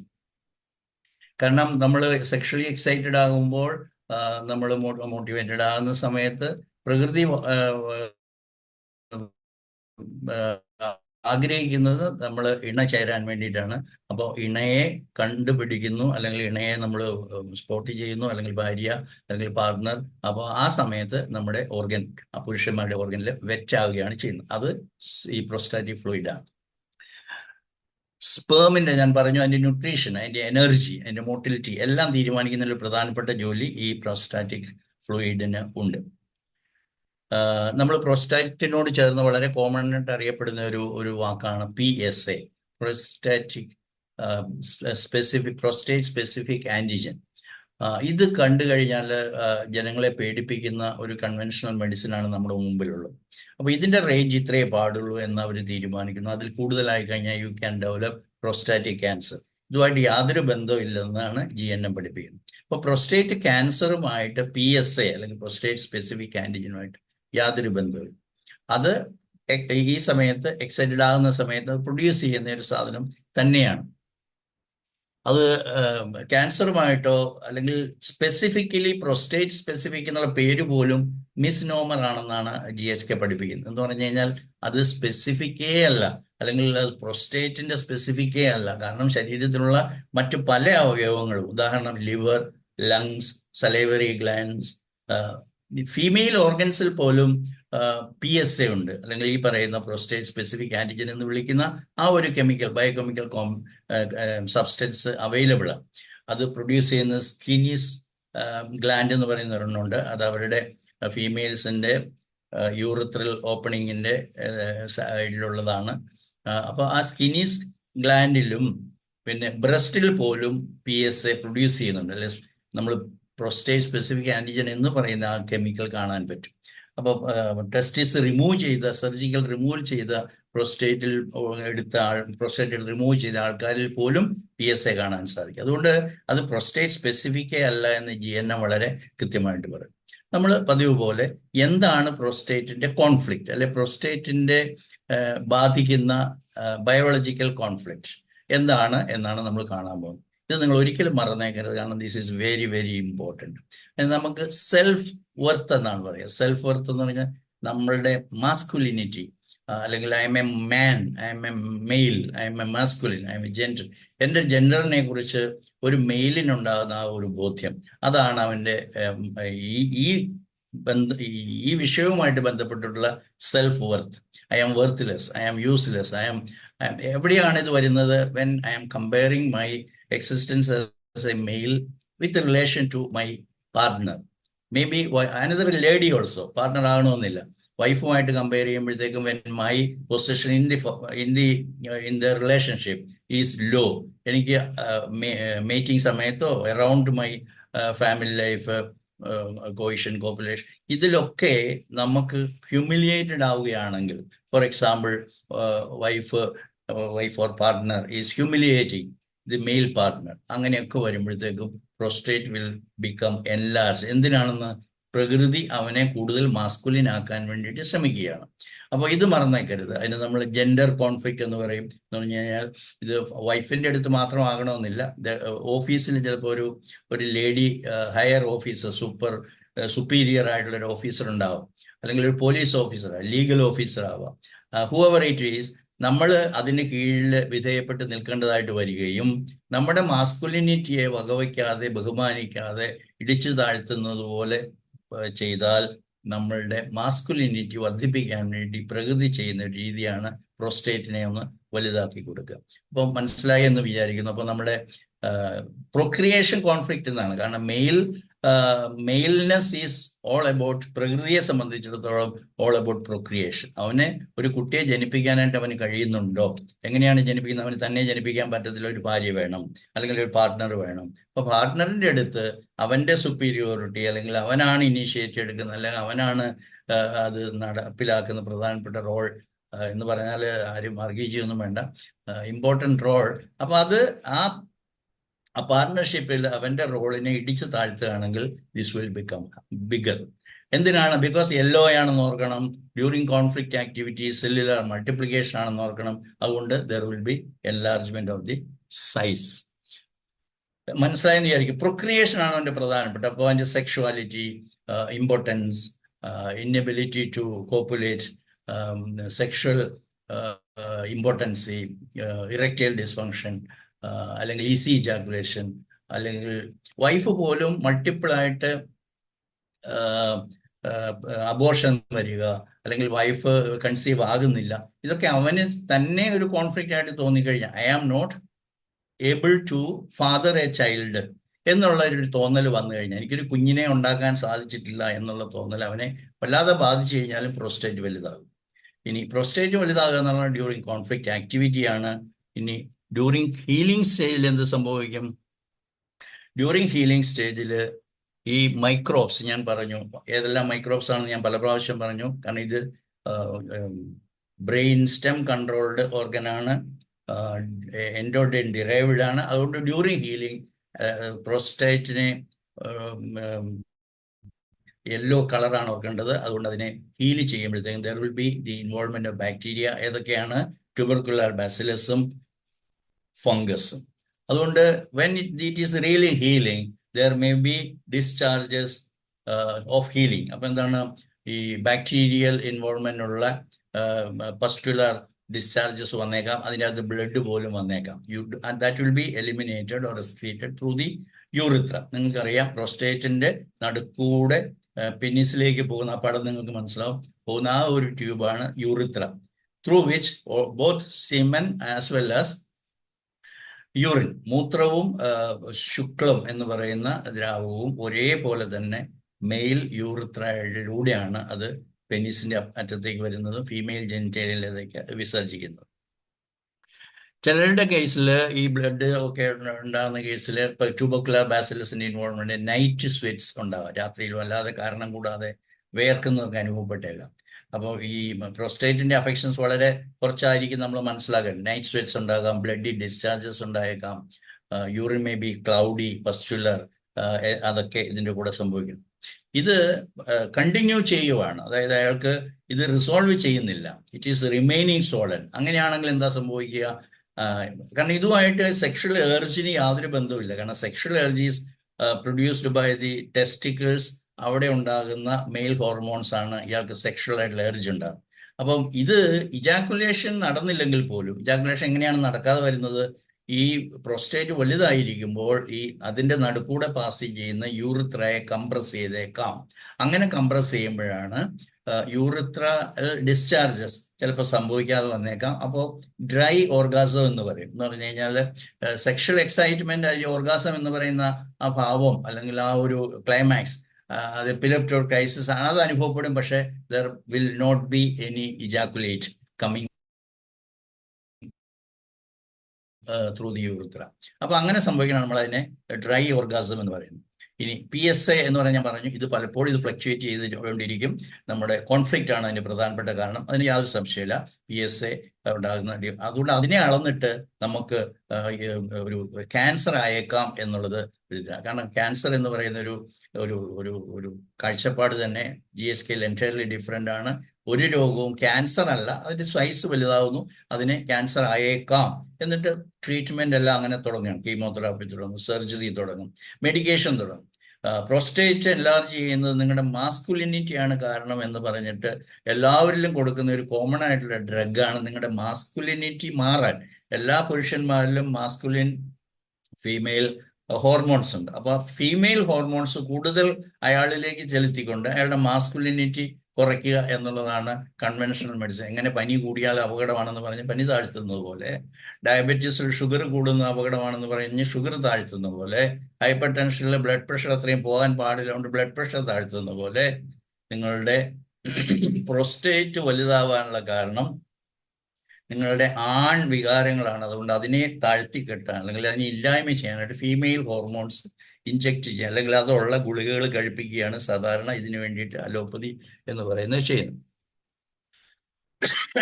വളരെ കൂടുതലായിട്ട് ബ്ലോക്കേജ് വരുവാണെങ്കിൽ സർജറി ഈസ് അഡ്വൈസ്ഡ്. അതിനും ഡോക്ടർ ഹാമർ വിരുദ്ധമായിട്ടൊന്നും പറഞ്ഞിട്ടില്ല. ഇനി നിങ്ങൾ ഈ പടത്തിൽ കാണുന്ന പോലെ അടുത്ത പടത്തിലേക്ക് പോകാം. ഇത് വളരെ പ്രധാനപ്പെട്ട ഒരു ചിത്രമാണ്. എന്തുകൊണ്ടാണെന്ന് വെച്ചാൽ അതിന്റെ സെൻട്രൽ പോയിന്റിലാണ് നിങ്ങൾ പ്രോസ്റ്റേറ്റിനെ കൺട്രോൾ ചെയ്യുന്ന പോയിന്റ് ഉള്ളത്. ആ മഞ്ഞ നിറം മുഴുവനും കൂടി എടുക്കുമ്പോഴാണ് അതാണ് ബ്രെയിൻ സ്റ്റെം എന്ന് പറയുന്നത്. ആ വെള്ള നിറം താഴെയുള്ള ഭാഗം സെറിബെല്ലത്തിന്റെ സ്ഥലമാണ്. അതിന്റെ നടുക്കുള്ളത് വെൻട്രിക്കിൾസിന്റെ പാസേജാണ്. ഈ കോൺസെൻട്രിക് സർക്കിൾ എന്തുകൊണ്ടാണ് ഏറ്റവും, അതായത് ബ്രെയിനിന്റെ തന്നെ ഏറ്റവും കേന്ദ്രത്തിലാണ് ബ്രെയിൻ സ്റ്റെം ഉള്ളത്, അതിന്റെ തന്നെ ഏറ്റവും കേന്ദ്രത്തിലാണ് പ്രോസ്റ്റേറ്റ് കീപ്പ് ചെയ്തിരിക്കുന്നത് എന്ന് നിങ്ങൾ ഓർത്തേ മതിയാവും. കാരണം ഒരു ഫീമെയിൽ പ്രോസ്റ്റേറ്റ് അടുത്ത ആഴ്ച നമ്മൾ പഠിക്കാൻ ഭാഗ്യമുണ്ടെങ്കിൽ അവിടെ യൂട്രസിന്റെ സ്ഥാനമാണ് ഈ സെൻട്രൽ പോയിന്റ്. അത് നിങ്ങൾ മറന്നേക്കരുത്. അപ്പൊ യൂട്രസിന്റെ ഈക്വലന്റ് ആയിട്ടുള്ള controlling centre in the brain ആണ് മെയിലിനെ സംബന്ധിച്ചിടത്തോളം പ്രോസ്റ്റേറ്റിന്റെ കൺട്രോളിങ് സെന്റർ. ഇത് മനസ്സിലാക്കാം. നമ്മൾ അടുത്ത വിഭാഗത്തിലേക്ക് പോവുകയാണ്. ഇവിടെ നമ്മൾ പ്രോസ്റ്റാറ്റിക് ഡക്സ് എന്ന് പറയും. അപ്പൊ മഞ്ഞ നിറം മാറിയിട്ട് ഇവിടെ എല്ലാം ചുമപ്പായിരിക്കുകയാണ്. അപ്പൊ ചുമപ്പ് ഞാൻ പലപ്പോഴും പറഞ്ഞിട്ടുള്ളത്, നമ്മൾ പല ഗ്ലാൻഡുലാർ ഓർഗൻസിന്റെ, ഫോർ എക്സാമ്പിൾ നമ്മൾ ലിവർ പഠിച്ചു, പാങ്ക്രിയാസ് പഠിച്ചു, എല്ലാ ഓർഗൻ, ഇപ്പം ലങ്സിൻ്റെ പോലും അൽവിയോള അത് യെല്ലോ ആയിട്ട് കാണിക്കും. അതേസമയം ബ്രോങ്കൈ എന്ന് പറയുന്നത് നമ്മൾ റെഡ് ആയിട്ട് കാണിക്കും. പാങ്ക്രിയാറ്റിക് ഡക്സ്, അങ്ങനെ എല്ലാ ഡക്സും റെഡിലാണ്. എന്തുകൊണ്ടാണെന്ന് വെച്ച് കഴിഞ്ഞാൽ അവിടെ അതിന് ഇന്റീരിയർ ആയിട്ടുള്ള lumen is derived from the ectoderm and it is controlled by the cerebral cortex. അതാണ് അതിന്റെ പ്രധാനം. എന്താണ് ഈ പ്രോസ്റ്റാറ്റിക് ഡക്സിന്റെ ജോലി? പ്രോസ്റ്റാറ്റിക് ഫ്ലൂയിഡിനെ യൂറിത്രയിലേക്ക് ട്രാൻസ്ഫർ ചെയ്യുക എന്നുള്ളതാണ് പ്രോസ്റ്റാറ്റിക് ഡക്സിന്റെ ജോലി. നിങ്ങൾക്കറിയാം, പ്രോസ്റ്റാറ്റിക് ഡക്സിന്റെ കൂടെ തന്നെ ഇജാക്കുലേഷൻ അല്ല ഇജാക്കുലേറ്ററി ഡക്റ്റ് എന്ന് പറയുന്ന സെമിനൽ വെസൈക്കിൾസിൽ നിന്ന് വരുന്ന ഒരു ഡക്റ്റും കൂടെ യൂറിത്രയുടെ അപ്പർ പാർട്ടിൽ അല്ലെങ്കിൽ പ്രോസ്റ്റേറ്റിന്റെ അകത്ത് വെച്ച് തന്നെ ജോയിൻ ചെയ്യുന്നുണ്ട്. അതുകൊണ്ട് തന്നെ ഇജാക്കുലേറ്റും അല്ലെങ്കിൽ വാട്ട് എവർ ഈസ് ഇജാക്കുലേറ്റഡ് അതും ഇതേ യൂറിത്രയിലൂടെയാണ് വരുന്നത്. പ്രോസ്റ്റേറ്റിന്റെ ഡിസ്ചാർജ് അല്ല, അതിന്റെ സെക്രീഷൻസ്, പ്രോസ്റ്റാറ്റിക് ഫ്ലൂയിഡും ഇതേ യൂറിത്രയിലൂടെ തന്നെയാണ് പുറത്തേക്ക് ബാഹ്യമായിട്ട് അത് വരുന്നു. അപ്പോൾ പ്രോസ്റ്റാറ്റിക് ഫ്ലൂയിഡ് ക്യാരി ചെയ്യുന്നു. അതുകൊണ്ട് തന്നെ സ്പേമും യൂറിത്രയിലേക്ക് വരുന്നത് ഇജാക്കുലേറ്ററി ഡക്റ്റ് സ്പേമിനെ ചെയ്യുന്നു. അപ്പോൾ ഇതൊരു വേവ് ലൈക്ക് ഇതായിട്ടാണ്. Male people who are listening to me, എന്നെ കേൾക്കുന്നവരറിയാം, ഇത് ഒരു എന്താ പറയുക, ഒരു വൺസ് ഇൻ എ വൈൽ ഒരൊറ്റ സ്പേർട്ടിലായിട്ടല്ല ഇജാക്കുലേഷൻ നടക്കുന്നത്. Ejaculation is in waves form. അതിനെ സ്പേർട്ടിങ് പോലെയാണ് വരുന്നത്. അപ്പൊ അതൊരു സ്മൂത്ത് മസിൽസിന്റെ ആക്ഷൻ അവിടെ ഉണ്ട്. Smooth muscle originally from the അതവിടെ വളരെ നെഗ്ലിജിബിൾ ആണ്, അതുമുണ്ട്. പക്ഷെ most of the interior part is by the cerebral cortex controlled ആയിട്ടുള്ള ടിഷ്യൂ ആണ്. അതിനെയാണ് നമ്മൾ പ്രോസ്റ്റാറ്റിക് ഡക്സ് എന്ന് പറയുന്നത്. ഇവിടെ ഇന്ന് നമ്മൾ ഇജാക്കുലേറ്ററി ഡക്റ്റും കൂടെ അതിൻ്റെ കൂടെ ചേർത്ത് പഠിക്കുകയാണ്. നിങ്ങൾക്ക് ആ ചിത്രത്തിൽ കാണുന്ന പോലെ ഇജാക്കുലേറ്ററി ഡക്റ്റ് സെമിനൽ വെസൈക്കിൾസിൽ നിന്നാണ് വരുന്നത്. സെമിനൽ വെസൈക്കിൾസിലേക്ക് വരുന്നത് ടെസ്റ്റിക്കിളിൽ ഉൽപ്പാദിപ്പിക്കപ്പെടുന്ന എപ്പിഡിഡെമിസ് എന്ന് പറയുന്ന ആ ഒരു സൈഡിലുള്ള ഒരു ഭാഗത്ത് കളക്ട് ചെയ്തിട്ട് ഈ കേർവ്ഡ് ആയിട്ടുള്ള ട്യൂബിലൂടെ വന്ന് അത് എണ്ണം ഉണ്ട്, ഒരെണ്ണമല്ല, രണ്ട് വശത്തുനിന്നും വന്നിട്ടാണ് പ്രോസ്റ്റേറ്റിന്റെ രണ്ട് വശത്തും വന്നിട്ടാണ് ഇജാക്കുലേറ്ററി ഡക്റ്റ് ഓപ്പൺ ചെയ്യുന്നത്. അതും അവിടെ നിന്ന് വരുന്ന ഇജാക്കുലേറ്റ് അല്ലെങ്കിൽ സ്പേം, സെമൻ, അതെല്ലാം കൂടെ യൂറിത്രയിലൂടെ പാസ് ചെയ്യുകയാണ് ചെയ്യുന്നത്. അപ്പൊ അതിന്റെ ഇന്റേണൽ ലൈനിങ് ആണ് എക്ടോഡെം ഡിറൈവ്ഡ് ആയിട്ടുള്ള ടിഷ്യൂ അല്ലെങ്കിൽ സെറിബ്രൽ കോർട്ടെക്സ് കൺട്രോൾഡ് ആയിട്ടുള്ള. ഇനി അതിന്റെ കൺട്രോൾ, അതിന്റെ കോൺഫ്ലിക്റ്റ്, നമ്മൾ എല്ലാത്തിനും കോൺഫ്ലിക്റ്റ് പഠിക്കും. അതിന്റെ ബയോളജിക്കൽ കോൺഫ്ലിക്റ്റ് എന്താണെന്ന് വെച്ച് കഴിഞ്ഞാൽ ടെറിട്ടോറിയൽ മാർക്കിംഗ് കോൺഫ്ലിക്റ്റ് എന്നാണ്. അപ്പൊ ടെറിട്ടോറിയൽ മാർക്കിംഗ് കോൺഫ്ലിക്റ്റ് നമ്മൾ ഇതിനോടകം പഠിച്ചു. കിഡ്നി പഠിച്ചപ്പോൾ നമ്മൾ പല പ്രാവശ്യം പഠിച്ചു. അത് യൂറിത്രയുടെ കോൺഫ്ലിക്റ്റ് ആണ്, ബ്ലാഡറിന്റെ റെഡ് കാണിച്ചിരിക്കുന്നതാണ്, യൂറിറ്ററിന്റെ കോൺഫ്ലിക്റ്റ് ആണ്, കിഡ്നിയുടെ പെൽവിസ് ഓഫ് ദി കിഡ്നിയുടെ കോൺഫ്ലിക്റ്റ് ആണ്. ഈ ബയോളജിക്കൽ കോൺഫ്ലിക്റ്റ് എല്ലാം ടെറിട്ടോറിയൽ മാർക്കിംഗ് കോൺഫ്ലിക്റ്റ് ആണ്. പക്ഷെ ഇവിടേക്ക് വരുമ്പോഴത്തേക്കും അത് കൂടുതൽ അത് സെക്സ് റിലേറ്റഡ്, അല്ലെ ഇജാക്കുലേഷൻ റിലേറ്റഡ്, അല്ലെ എൻ്റെ ഇൻറ്റിമസി റിലേറ്റഡ്, അല്ലെങ്കിൽ എൻ്റെ area where I M having my partnership with my spouse, എൻ്റെ ഫീമെയിൽ, അവിടെ ആരെങ്കിലും ഇടപെടുമ്പോഴൊക്കെയാണ്. അപ്പം നമുക്ക് വേണമെങ്കിൽ അതിനെ ഒരു ഇജാക്കുലേഷൻ കോൺഫ്ലിക്റ്റ് എന്നൊക്കെ വേണമെങ്കിൽ പറയാം. Somebody intruding, somebody coming to my life, ഇതൊക്കെ ഒരു കോൺഫ്ലിക്റ്റ് ആയിട്ട് വരുമ്പോഴാണ് ഈ പറയുന്ന ഇജാക്കുലേറ്ററി ഡക്റ്റിലും പ്രോസ്റ്റാറ്റിക് ഡക്ട്സിലും. ഇനി അത് പറഞ്ഞല്ലോ, റെഡ് ആയതുകൊണ്ട് ഡ്യൂറിങ് കോൺഫ്ലിക്റ്റ് ആക്ടിവിറ്റി എന്ത് സംഭവിക്കും? ഇത് ഓൾറെഡി ഞാൻ പറഞ്ഞു വെച്ചു. ആദ്യത്തെ കോമ്പസ് നിങ്ങൾ പഠിക്കണം, കാരണം ഇത് എക്ടോഡേം ഡിറൈവ്ഡ് ആണ്, സെറിബ്രൽ കോർട്ടെക്സ് കൺട്രോൾഡ് ആണ്. അതുകൊണ്ട് ഡ്യൂറിങ് കോൺഫ്ലിക്റ്റ് ആക്ടിവിറ്റി എന്ത് സംഭവിക്കും? There will B ulceration of the duct, cellular depletion ഉണ്ടാകും. ഈ depletion during the healing activity, അതിന് ഡ്യൂറിങ് PCLA PCLB എന്ന് പറയുന്നതുണ്ട്. അതിൽ PCLA എന്ത് സംഭവിക്കും? ഈ നേരത്തെ ഡിപ്ലീഷൻ നടന്ന സെല്ലുലാർ ഡിസ്ട്രോയിഡ് ആയിട്ടുള്ളതെല്ലാം റിപ്പയർ ചെയ്യും. അപ്പൊ ഈ റിപ്പയർ ചെയ്യുന്ന സമയത്ത് അവിടെ ഒരു വാട്ടർ അക്യുമുലേഷൻ ഉണ്ടാവും, ഫ്ലൂയിഡ് അക്യുമുലേഷൻ ഉണ്ടാവും. ആ ഫ്ലൂയിഡ് അക്യുമുലേഷൻ ഉള്ള അതുകൊണ്ട് തന്നെ അതിന് പെയിൻ ഉണ്ടാകും. The person is feeling isolated, അതിനെ നമ്മൾ സിൻഡ്രോം എന്ന് പറയും. ഒരു ഫോർസേക്കൻ ഫീലിംഗ്, എലോൺ ഫീലിംഗ്, അതൊക്കെ വന്നു കഴിഞ്ഞാൽ വാട്ടർ റിട്ടൻഷൻ വല്ലാതെ കൂടും.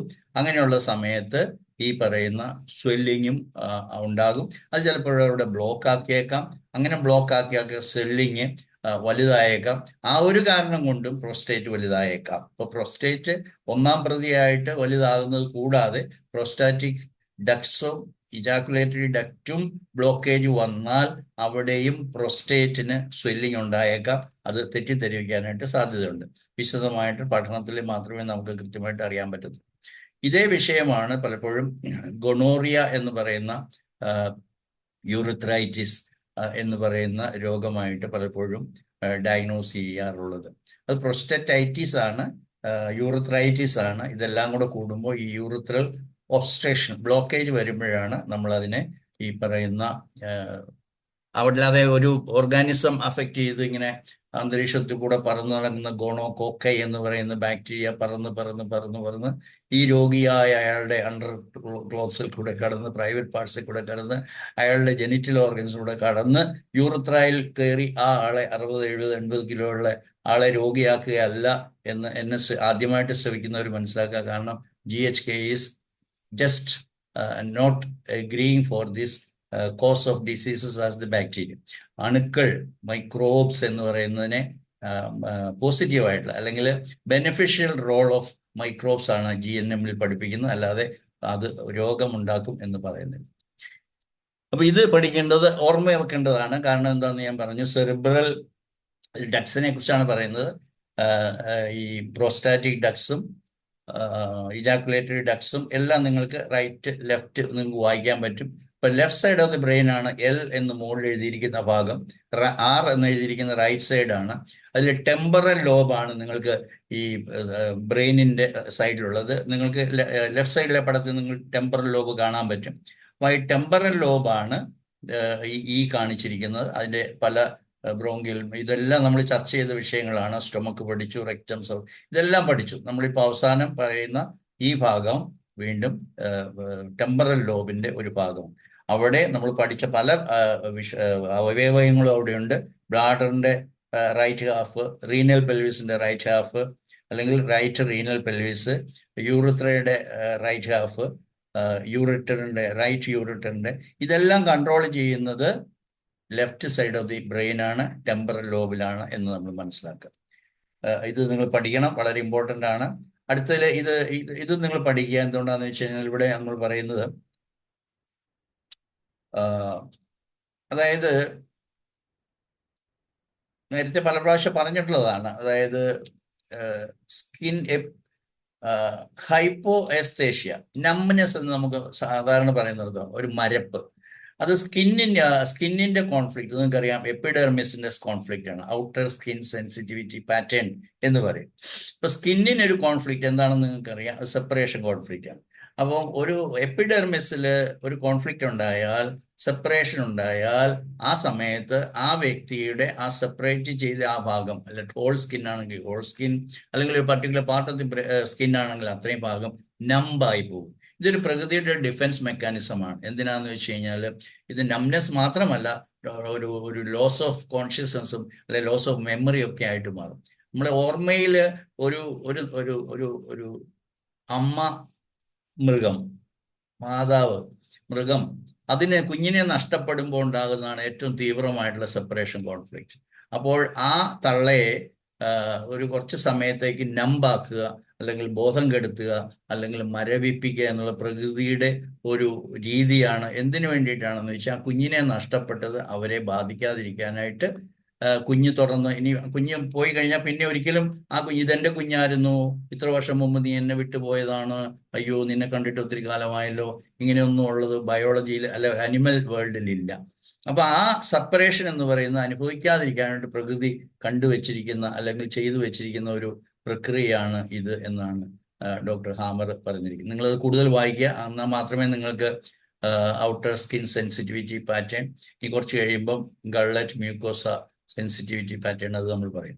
അപ്പോൾ ഹീലിംഗ് ഫേസിൽ വരുമ്പോൾ കൂടുതൽ വേദനകൾ ഉണ്ടാവുകയും കോൺഫ്ലിക്റ്റ് ആക്റ്റീവ് ഫേസിൽ വേദനകളോ ഒന്നും അനുഭവപ്പെടാതെ, സെൻസേഷൻ ഇല്ലാതെ മരവിപ്പ് അനുഭവപ്പെടുകയും ചെയ്യുന്നതാണത്.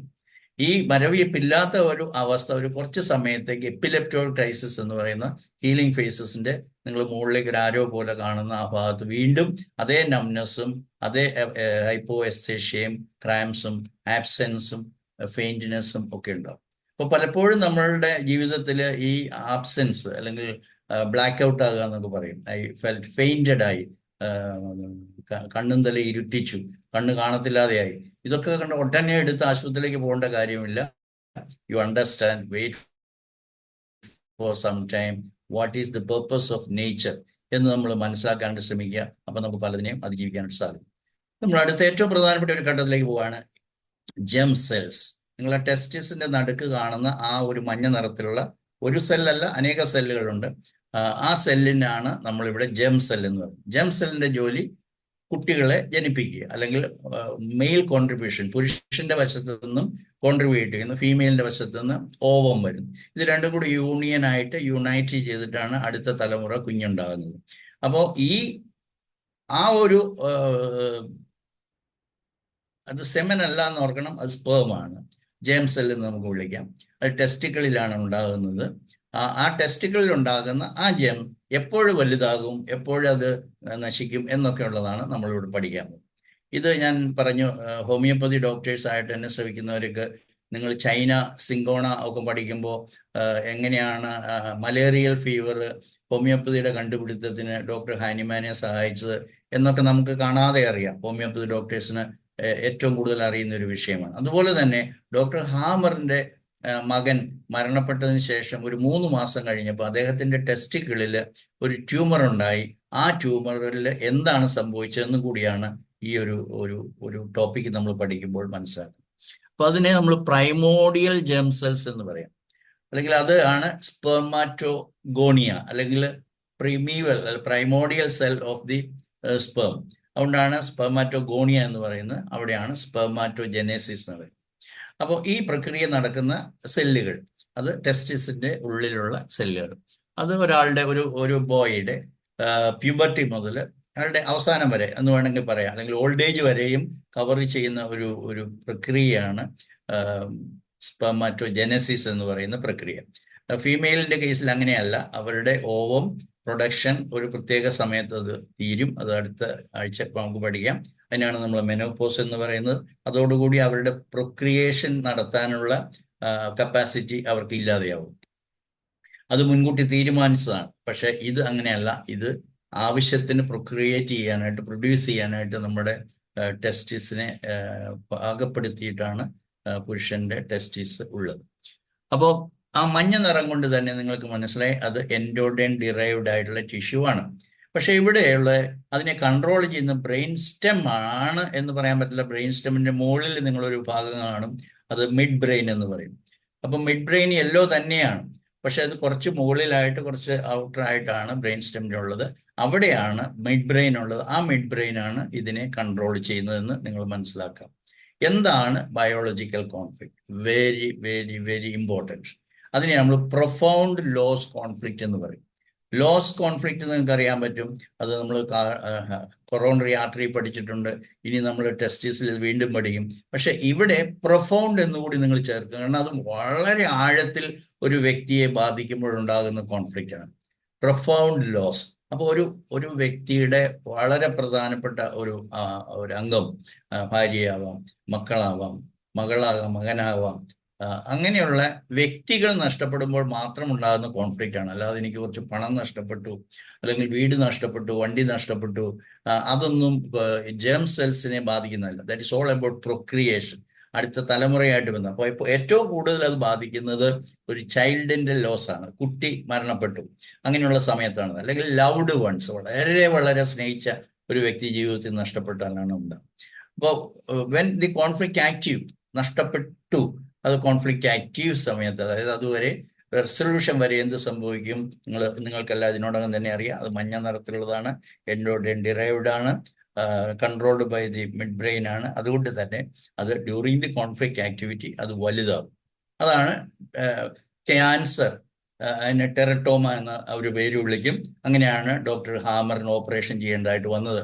അദ്ദേഹത്തിന് അറിയില്ലായിരുന്നു ഇതൊക്കെ. പ്രകൃതിയുടെ ഒരു കുഞ്ഞിനെ നഷ്ടപ്പെട്ട ഡോക്ടർ ഹാമറിന് നിങ്ങൾ പോയി 1000 മക്കളെ ജനിപ്പിച്ചോളൂ, അതിന് പാകപ്പെടുത്തുന്ന രീതിയിൽ നിങ്ങളുടെ ടെസ്റ്റിസിൽ കൂടുതൽ സ്പേം പ്രൊഡ്യൂസ് ചെയ്യാനായിട്ട് സ്പെർമാറ്റോജെനസിസിന് ഉപയുക്തമാകത്തക്ക രീതിയിൽ നിങ്ങൾക്ക് ജേം സെൽസിനെ മൾട്ടിപ്ലൈ ചെയ്തു തരാം, അതാണ് പ്രകൃതി ചെയ്തത് എന്ന് അദ്ദേഹം മനസ്സിലാക്കാനായിട്ട് പിന്നെയും അനേക വർഷങ്ങൾ കഴിഞ്ഞതിന് ശേഷം, ഒത്തിരി കേസസ് പഠിച്ചതിന് ശേഷം അദ്ദേഹം 5 ബയോളജിക്കൽ ലോസ് ലോകത്തോട് പറഞ്ഞതിന് ശേഷമാണ് അദ്ദേഹത്തിന് മനസ്സിലായത്. അതുകൊണ്ടാണ് അദ്ദേഹം ഓപ്പറേഷൻ ചെയ്തത്. അദ്ദേഹത്തിൻ്റെ വാക്കുകളിൽ തന്നെ ഉണ്ട്, ഇന്ന് എനിക്കിത് അറിയാമായിരുന്നെങ്കിൽ ഞാൻ ഒരിക്കലും ഓപ്പറേഷന് പോകുമായിരുന്നില്ല എന്നുകൂടി ഡോക്ടർ ഹാമർ അതിനെക്കുറിച്ച് കൃത്യമായിട്ട് പറഞ്ഞിരുന്നു. അപ്പോൾ ഡ്യൂറിങ് കോൺഫ്ലിക്റ്റ് ആക്ടിവിറ്റീസിൽ മൾട്ടിപ്ലിക്കേഷൻ ആണ്. അവിടെ ഒരു ട്യൂമർ ഉണ്ടാകും, അതിനെ ജേം സെൽ ട്യൂമർ എന്ന് വിളിക്കും, അല്ലെ ടെറട്ടോമ എന്ന് വിളിക്കും. എന്തിനു വേണ്ടിയിട്ടാണ്? ഫെസിലിറ്റേറ്റ് ചെയ്യുക, റീപ്രൊഡക്ഷനെ സഹായിക്കുക. നീ ഒരു കുഞ്ഞിനെ നഷ്ടപ്പെട്ടതിൻ്റെ പേരിൽ കരയേണ്ട, നീ ഒരു 1000 എത്ര വേണേലും കുഞ്ഞുങ്ങളെ സൃഷ്ടിച്ചോളൂ എന്നാണ് പറയുന്നത്. അപ്പോൾ അവിടെ ഹീലിംഗ് സ്റ്റേജിൽ എന്ത് സംഭവിക്കും? മഞ്ഞ നിറമാണെന്ന് ഞാൻ പറഞ്ഞു. അപ്പോൾ അവിടെ ഫംഗസ് ഉണ്ടാകും, അവിടെ മൈക്കോ ബാക്ടീരിയ, ട്യൂബർകുലോസിസ് ബാക്ടീരിയ അവരുടെ ഇൻവോൾവ്മെന്റ് ഉണ്ടാകും. അങ്ങനെ ആ മൾട്ടിപ്ലൈ ചെയ്ത് ട്യൂമറായി വലുതായി വെച്ചിരുന്ന ആ ഒരു ട്യൂമറിനെ ഇല്ലാതെയാക്കുക എന്നുള്ളതാണ് ഈ ബാക്ടീരിയയുടെ ജോലി. അപ്പോൾ എന്താണ്? അത് ടിഷ്യൂ ഡീകമ്പോസ് ചെയ്യും, ഡിസ്ട്രോയ് ചെയ്യും, ഇല്ലാതെയാകും. അപ്പോൾ അവിടെ അതിന് പുറത്തേക്ക്, കാരണം മറ്റേ യൂറിറ്റർ പോലെ അല്ലെ യൂറിത്ര പോലെ ഒരു വെന്റ് ഔട്ട്സൈഡിലേക്ക് പോകാനുള്ള ഒരു വഴിയില്ലാത്തതുകൊണ്ട് ചിലപ്പോഴത് അവിടെ തന്നെ കെട്ടിക്കിടന്നിട്ട് ഒരു ആപ്സസ് പോലെ ഒക്കെ ഉണ്ടായെന്ന് വന്നേക്കാം. അപ്പോൾ അങ്ങനെ ആപ്സസ് ഉണ്ടായേക്കാം. ചില കേസുകളിൽ ഡെർമോയിഡ് സിസ്റ്റ് എന്ന് പറയുന്ന ഒരു പ്രക്രിയ സംഭവിക്കും, അല്ലെങ്കിൽ സിസ്റ്റ് ഫോർമേഷൻ ഇൻ ദി ടെസ്റ്റിസ് ഉണ്ടായേക്കാം. സിസ്റ്റ്, ഇനി നമ്മൾ ഓവറി സിസ്റ്റ് പഠിക്കും. ഒരു സിസ്റ്റ് നമുക്കിട്ട് പണി തരാം, അല്ലെങ്കിൽ നമ്മളെ ദ്രോഹിക്കാനായിട്ട് പ്രകൃതി ഒന്നും കരുതി വെച്ചിട്ടില്ല. അപ്പൊ ഡെർമോയിഡ് സിസ്റ്റ് പെക്യുലിയാരിറ്റി ഉണ്ട്, അതിൻ്റെ അകത്ത് ഒത്തിരി ടിഷ്യൂ പാർട്സ് ഒക്കെ അതിൻ്റെ അകത്തുണ്ട്. അതുകൊണ്ടാണ് ഡെർമോയിഡ് സിസ്റ്റ് എന്ന് പറയുന്നത്. എല്ലാ ശരീരഭാഗങ്ങളുടെയും പാർട്സ് ഒക്കെ അതിൻ്റെ അകത്ത് കണ്ടേക്കാം. അതുകൊണ്ട് ഒരു അഗ്ലി സാധനമൊക്കെ ആണ് അതിൻ്റെ അകത്ത് ഉണ്ടാവുക. എല്ലാം നമ്മുടെ പോസിറ്റീവായിട്ടുള്ള ഒരു ഫോർമേഷന് വേണ്ടിയിട്ട്, അല്ലെങ്കിൽ ഒരു റിപ്പയറിങ്ങിന് വേണ്ടിയിട്ടാണ് ചെയ്യുന്നത് ശരീരം എന്നുള്ളത് മനസ്സിലാക്കുക. ഇത് പലപ്പോഴും ഈ പറയുന്ന അഗ്ലി അപ്പിയറൻസ്, ട്യൂമർ സൈസ്, ഇതെല്ലാം വെച്ചിട്ട് കൺവെൻഷണൽ മെഡിസിൻ എവിടെയും ഏത് ട്യൂമറിനെയും ക്യാൻസർ എന്ന് വിളിക്കുന്ന പോലെ തന്നെ ഇതിനെയും ക്യാൻസർ എന്ന് വിളിക്കും. ഇതിനകത്ത് ക്യാൻസറിന്റെ യാതൊരു ഭാവവുമില്ല, അത് ക്യാൻസർ അല്ല, അതുകൊണ്ട് ആരും മരിക്കത്തില്ല. ഇത് നമ്മൾ മനസ്സിലാക്കേണ്ടതുണ്ട്. ഒരു ടെസ്റ്റിക്കിളിലും ഒരു ഓവറിയിലും ഒരു സിസ്റ്റം വന്നു കഴിഞ്ഞാൽ അവർ പറയുന്നത് ക്യാൻസർ ആയേക്കാം, എങ്കിൽ മാത്രമേ ബിസിനസ് നടക്കത്തുള്ളൂ എന്ന് മാത്രം മനസ്സിലാക്കുക. അത് അങ്ങനെയൊന്നും ആകുന്ന സാധനമല്ല. അതുകൊണ്ട് ക്യാൻസർ എന്നുള്ള ഒരു മിസ് ഡയഗ്നോസിസ് ആണ്. ആക്ച്വലി അവിടെ ഒരു ഡീജനറേഷൻ ഒക്കെ ഉണ്ട്, പക്ഷെ അതെല്ലാം ശരീരത്തിൽ നിന്നും പോകാനായിട്ട് ശരീരത്തിൻ്റെ ടിഷ്യൂ അതിന് സഹായമാകുന്ന രീതിയിൽ ചെയ്യും. ചിലപ്പോൾ അതൊരു ആബ്സസ് പോലെ ഒരു സിസ്റ്റ് പോലെ ആയേക്കാം. അത് സിസ്റ്റ് മച്വർ ആകുന്നവരെ വെയിറ്റ് ചെയ്യുക. അത് 9 മാസം എടുക്കുമെന്നാണ് ഡോക്ടർ ഹാമർ കണ്ടുപിടിച്ചത്, ഒരു സിസ്റ്റ് ഫോർമേഷൻ. അപ്പോൾ ആ 9 മാസം കഴിയുമ്പോഴത്തേക്ക് അത് മച്വറായി എന്നാണ് പറയുന്നത്.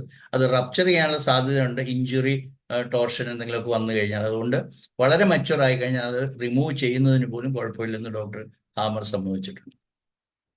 ഇനി നമ്മൾ അടുത്ത ഇതിന്റെ ഈ ബ്രെയിൻ സ്റ്റം ഞാൻ കാണിച്ചു. It is outside and above the brain stem.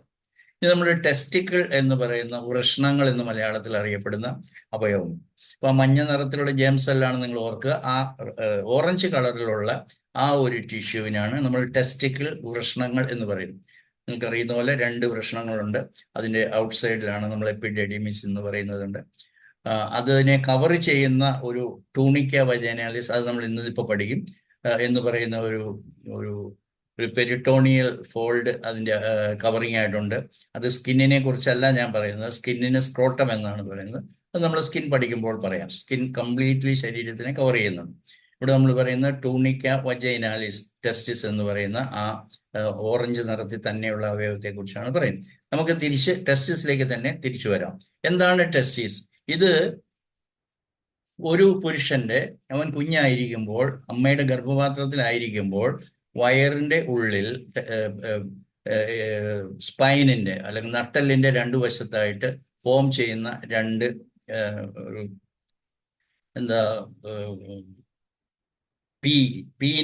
Been shaped ആയിട്ടുള്ള 2 അവയവങ്ങളാണ്. അത് ഗ്രാജുവലി ഡിസെൻഡ് ചെയ്ത് വെർട്ടിബ്രയുടെ 2 സൈഡുകൂടെ വന്ന് ഇൻഗ്വനൽ റീജിയൻ എന്ന് പറയും. നമ്മുടെ കാലിന്റെ വയറിന്റെ താഴെയുള്ള വയറിന്റെ ലോവർ എൻഡിൽ ഒരു പെനിട്രേഷൻ നടത്തി അത് ടെസ്റ്റിസിലേക്ക് ഡിസെൻഡ് ചെയ്യും. അത് 7-ാം മാസത്തിൽ നടക്കുന്ന ഒരു പ്രക്രിയയാണ്. അത് 2 ടെസ്റ്റിസിലും വന്ന് അതിൽ ലോഡ്ജ് ചെയ്യും. അപ്പോൾ അവസാനത്തെ ഒരു 3 മാസം കൊണ്ടാണ് ഈ പ്രക്രിയ നടക്കുന്നത്. ആദ്യത്തെ ഒരു 7 മാസവും 7, 3, 10 പറയാൻ പറ്റില്ലെങ്കിലും 7 മാസവും വയറിന്റെ ഉള്ളിലാണ് ടെസ്റ്റിസ് ഉള്ളത്. അത് പുറത്തേക്ക് വരുമ്പോൾ 2 വശത്ത് 2 ദ്വാരമുണ്ടാകും. ആ ദ്വാരത്തിന് നമ്മൾ ഇൻഗ്വനൽ ഓപ്പണിംഗ് എന്ന് പറയും, ലൂമൻ എന്ന് പറയും. ഇത് ഡിസെൻഡ് ചെയ്തതിന് ശേഷം അത് കംപ്ലീറ്റ്ലി ഹീലാവും, അല്ലെങ്കിൽ അത് കംപ്ലീറ്റ്ലി ക്ലോസ്ഡ് ആവും. ചിലരുടെ കേസിൽ ആ ക്ലോസിങ് പ്രോപ്പർ ആകാതിരിക്കുകയോ പ്രോപ്പർ സ്ട്രെങ്ത് ഇല്ലാതെ ഒരു ടിഷ്യൂ ആണ് അബ്ഡോമിനൽ മസിൽ എങ്കിൽ അത് അതിലൂടെ തന്നെ വീണ്ടും അത് പ്രൊട്രൂഡ് ചെയ്യാനുള്ള സാധ്യതകളൊക്കെ ഉണ്ട്. അപ്പോൾ അതിൻ്റെ ഉള്ളിൽ, ടെസ്റ്റിസിന്റെ ഉള്ളിൽ ഞാൻ നേരത്തെ പറഞ്ഞ പോലെ ജേം സെൽസ് ഉണ്ട്, ആ മഞ്ഞ നിറത്തിലുള്ളതുണ്ട്. പക്ഷെ അവിടെ വേറൊരു സെല്ല് ടൈപ്പ് ഉണ്ട്, അതിനെ ലെയ്ഡിക് സെൽസ് എന്നാണ് പറയുക. അതിന്റെ ജോലി, അത് ഇൻഡസ്ട്രീഷ്യൽ സെൽസ് ആണ്. ഇതാണ് മെയിൻ കണ്ടന്റ് ഓഫ് ദി ടെസ്റ്റിസ്, അല്ലെങ്കിൽ മെയിൻ സെൽസ് എന്ന് പറയുന്നത് ജെർമിനൽ സെൽസ് തന്നെയാണ്. അല്ലെങ്കിൽ സ്പെർമാറ്റോജെനിസിസ് അല്ലെങ്കിൽ സ്പെർമാറ്റോഗോണിയ എന്നൊക്കെ പറയുന്ന സെൽസ് തന്നെയാണ്. പക്ഷെ അതിന്റെ കണക്റ്റീവ് ടിഷ്യൂ, അതിന്റെ ചുറ്റുവട്ടത്തുള്ള സെൽസ് ആണ് ലെയ്ഡിക് സെൽസ് എന്ന് പറയുന്നത്. അതിന്റെ ജോലിയാണ് ടെസ്റ്റോസ്റ്ററോൺ എന്ന് പറയുന്ന മെയിൽ ഹോർമോൺസ് ക്രിയേറ്റ് ചെയ്യുക എന്നുള്ളത്. ഇത്രയും ഡോക്ടേഴ്സ് അല്ലാത്തവർക്ക്, അല്ലെങ്കിൽ ഡോക്ടേഴ്സ് ആണെങ്കിൽ പോലും മറന്നുപോയവർക്ക് ഒന്നുകൂടെ ഓർമ്മിപ്പിക്കാനായിട്ട് ഞാൻ പറഞ്ഞതേ ഉള്ളൂ. അപ്പൊ അതിന്റെ ജോലി എന്താണ്? ടെസ്റ്റോസ്റ്ററോൺ പ്രൊഡ്യൂസ് ചെയ്യുകയാണ്. എന്തിന്റെ ജോലി? ലേഡിക് സെൽസിന്റെ. ഇനി സ്പെർമാറ്റോജെനസിസ് നടത്തലാണ് ജേം സെൽസിന്റെ ജോലി. കാരണം ഈ 2 സെൽസും കൂടെ കൂടുന്നതാണ് ടെസ്റ്റിസ്. ഇനി അതിന്റെ ബയോളജിക്കൽ കോൺഫ്ലിക്റ്റ് അതിന്റെ കളർ കൊണ്ടൊരു കാര്യം കൂടെ നമ്മൾ ഓർക്കണം. കളറ് ഓറഞ്ചാണ്. അതിന്റെ അർത്ഥം അത് ലെഫ്റ്റ് സൈഡിലെ പടം, താഴെയുള്ള പടം നിങ്ങൾ കാണുക. ആ ഓറഞ്ച് സെൽ സെറിബ്രൽ മെഡുല്ല എന്ന ബ്രെയിനിന്റെ ഭാഗമാണ് അതിനെ കൺട്രോൾ ചെയ്യുന്നത്. അതുകൊണ്ടാണ് ന്യൂമേസോഡം എന്ന് കാണിക്കുന്ന എല്ലാം ഓറഞ്ച് കളറിലുള്ള ടിഷ്യൂ ആണ്. അപ്പോൾ ശരീരത്തിൽ ഒത്തിരി സ്ഥലത്തുള്ളതുപോലെ തന്നെ എല്ലാ മസിൽസും, bones, joints, ligaments, fatty tissue, muscles എല്ലാം പ്രൊഡ്യൂസ് ചെയ്യുന്നത് ഈ പറയുന്ന മീസോഡേമിൽ നിന്നാണ്. അതിനെ കൺട്രോൾ ചെയ്യുന്നത് സെറിബ്രൽ മെഡുല്ലയാണ്. ഇതും കൂടെ മനസ്സിലാക്കിയിട്ട് വേണം നമുക്ക് അതിന്റെ കോൺഫ്ലിക്റ്റിനെ കുറിച്ച് പറയാനായിട്ട് പോകാനായിട്ട്. അപ്പൊ എന്താണ് കോൺഫ്ലിക്റ്റ്? ഇവിടെയും ലോസ് കോൺഫ്ലിക്റ്റ് തന്നെയാണ്. പക്ഷെ ഒരു കാര്യം ഓർക്കുക, അവിടെ പ്രൊഫൗണ്ട് ലോസ് കോൺഫ്ലിക്റ്റ് ഇല്ല. ഞാൻ പ്രൊഫൗണ്ട് ലോസ് കോൺഫ്ലിക്റ്റ് ജേം സെൽസിന്റെ കോൺഫ്ലിക്റ്റ് ആണ്. ആ മഞ്ഞ നിറത്തിലുള്ള സ്മോൾ പാർട്സിന്റെ കോൺഫ്ലിക്റ്റ് ആണ്. ഇവിടെ ലോസ് കോൺഫ്ലിക്റ്റ് ആണ്. വീണ്ടും ഈ ലോസ് കോൺഫ്ലിക്റ്റ്, നമുക്ക് വണ്ടി നഷ്ടപ്പെട്ടു, ബാങ്കിലെ ലോക്കറിൽ നിന്നും പണം നഷ്ടപ്പെട്ടു, അല്ലെങ്കിൽ സ്വർണം നഷ്ടപ്പെട്ടു, ഇതൊന്നുമല്ല. അല്ലെ പ്രോപ്പർട്ടി, കാറ്, വെഹിക്കിൾ, വീട്, റിയൽ എസ്റ്റേറ്റ് ഒന്നുമല്ല. ഇവിടെയും ഹ്യൂമൻ ബീയിങ്സ് അല്ലെങ്കിൽ റിലേറ്റഡ്, വളരെ ക്ലോസ് ആയിട്ടുള്ളവർ തന്നെയാണ്, നിയർ ആൻഡ് ഡിയർ വൺസ് തന്നെയാണ്. പക്ഷേ നോട്ട് ദാറ്റ് ഇൻറ്റൻസ്. നമ്മൾ ജേം സെൽസിനെ ബാധിക്കുന്നത് പ്രൊഫൗണ്ട് ലോസ് കോൺഫ്ലിക്റ്റ്. ഇവിടെ എനിക്ക് ഇഷ്ടമുള്ള ഒരു വ്യക്തി, അകന്ന ബന്ധുവാകാം, പക്ഷെ അവർ പോയതും കാരണമായേക്കാം. അങ്ങനെയാകുമ്പോഴും ടെസ്റ്റിസിനെ അത് ബാധിച്ചേക്കാം. അപ്പൊ ബയോളജിക്കൽ കോൺഫ്ലിക്റ്റിനെ നമുക്ക് ലവ്ഡ് വൺസ് എന്ന് നമുക്ക് പറയാം. അതിനെ ലോസ് ആകുമ്പോഴാണ്. അവിടെ പെറ്റ്സും വരാമെന്നുള്ളതുകൊണ്ട് നിങ്ങൾ ഓർക്കണം, പെറ്റ്സ് ലോസ് ആയി കഴിഞ്ഞാലും ഇത് സംഭവിക്കാം, ടെസ്റ്റിസിനെ ബാധിക്കാം എന്നുള്ളത് മനസ്സിലാക്കാം. ഇതിന്റെ കളർ കൊണ്ട് തന്നെ നിങ്ങൾക്കറിയാം, ഡ്യൂറിങ് ദി കോൺഫ്ലിക്റ്റ് ആക്ടിവിറ്റി എന്ത് സംഭവിക്കും? There will be cellular destruction, അല്ലെങ്കിൽ അതിനെ നമുക്ക് നെക്രോസിസ് എന്ന് വിളിക്കാം. അപ്പം നെക്രോസിസ് സംഭവിക്കുന്നതോടുകൂടി സെല്ലുലാർ ഡിപ്ലീഷൻ അല്ലെങ്കിൽ സെല്ലുലാർ നെക്രോസിസ് നടക്കുമ്പോൾ രണ്ട് കാര്യങ്ങൾ അവിടെ നടക്കുന്നു. ഒന്ന്, ടെസ്റ്റോസ്റ്ററോൺ പ്രൊഡക്ഷൻ റിഡ്യൂസ് ആകും, സ്പേം പ്രൊഡക്ഷനും റിഡ്യൂസ് ആകും. അതുകൊണ്ട് തന്നെ ഒരാൾക്ക് ഇൻഫെർട്ടിലിറ്റി സംഭവിക്കാം. അപ്പൊ ഇൻഫെർട്ടിലിറ്റിയുടെ ഒരു കാരണമായിട്ട് നിങ്ങൾക്ക് ഇത് മനസ്സിലാക്കുക, it's a loss conflict, loss of someone very near to, അല്ലാതെ ഡിയർ ആയിട്ടുള്ള, ബിലൗഡ് ആയിട്ടുള്ള സമ്മൺ നമ്മുടെ ജീവിതത്തിൽ നഷ്ടപ്പെടുമ്പോഴാണ്. അത് പെറ്റ്സും ആകാം. അതിനുശേഷം ഇൻഫെർട്ടിലിറ്റി പോലും ഉണ്ടാകാം എന്നുള്ളത് നമ്മൾ മനസ്സിലാക്കുക. കോൺഫ്ലിക്റ്റ് ആക്റ്റീവ് ആകും. ഇനി ഹീലിംഗ് സ്റ്റേജിൽ എന്താണ് സംഭവിക്കുന്നത്?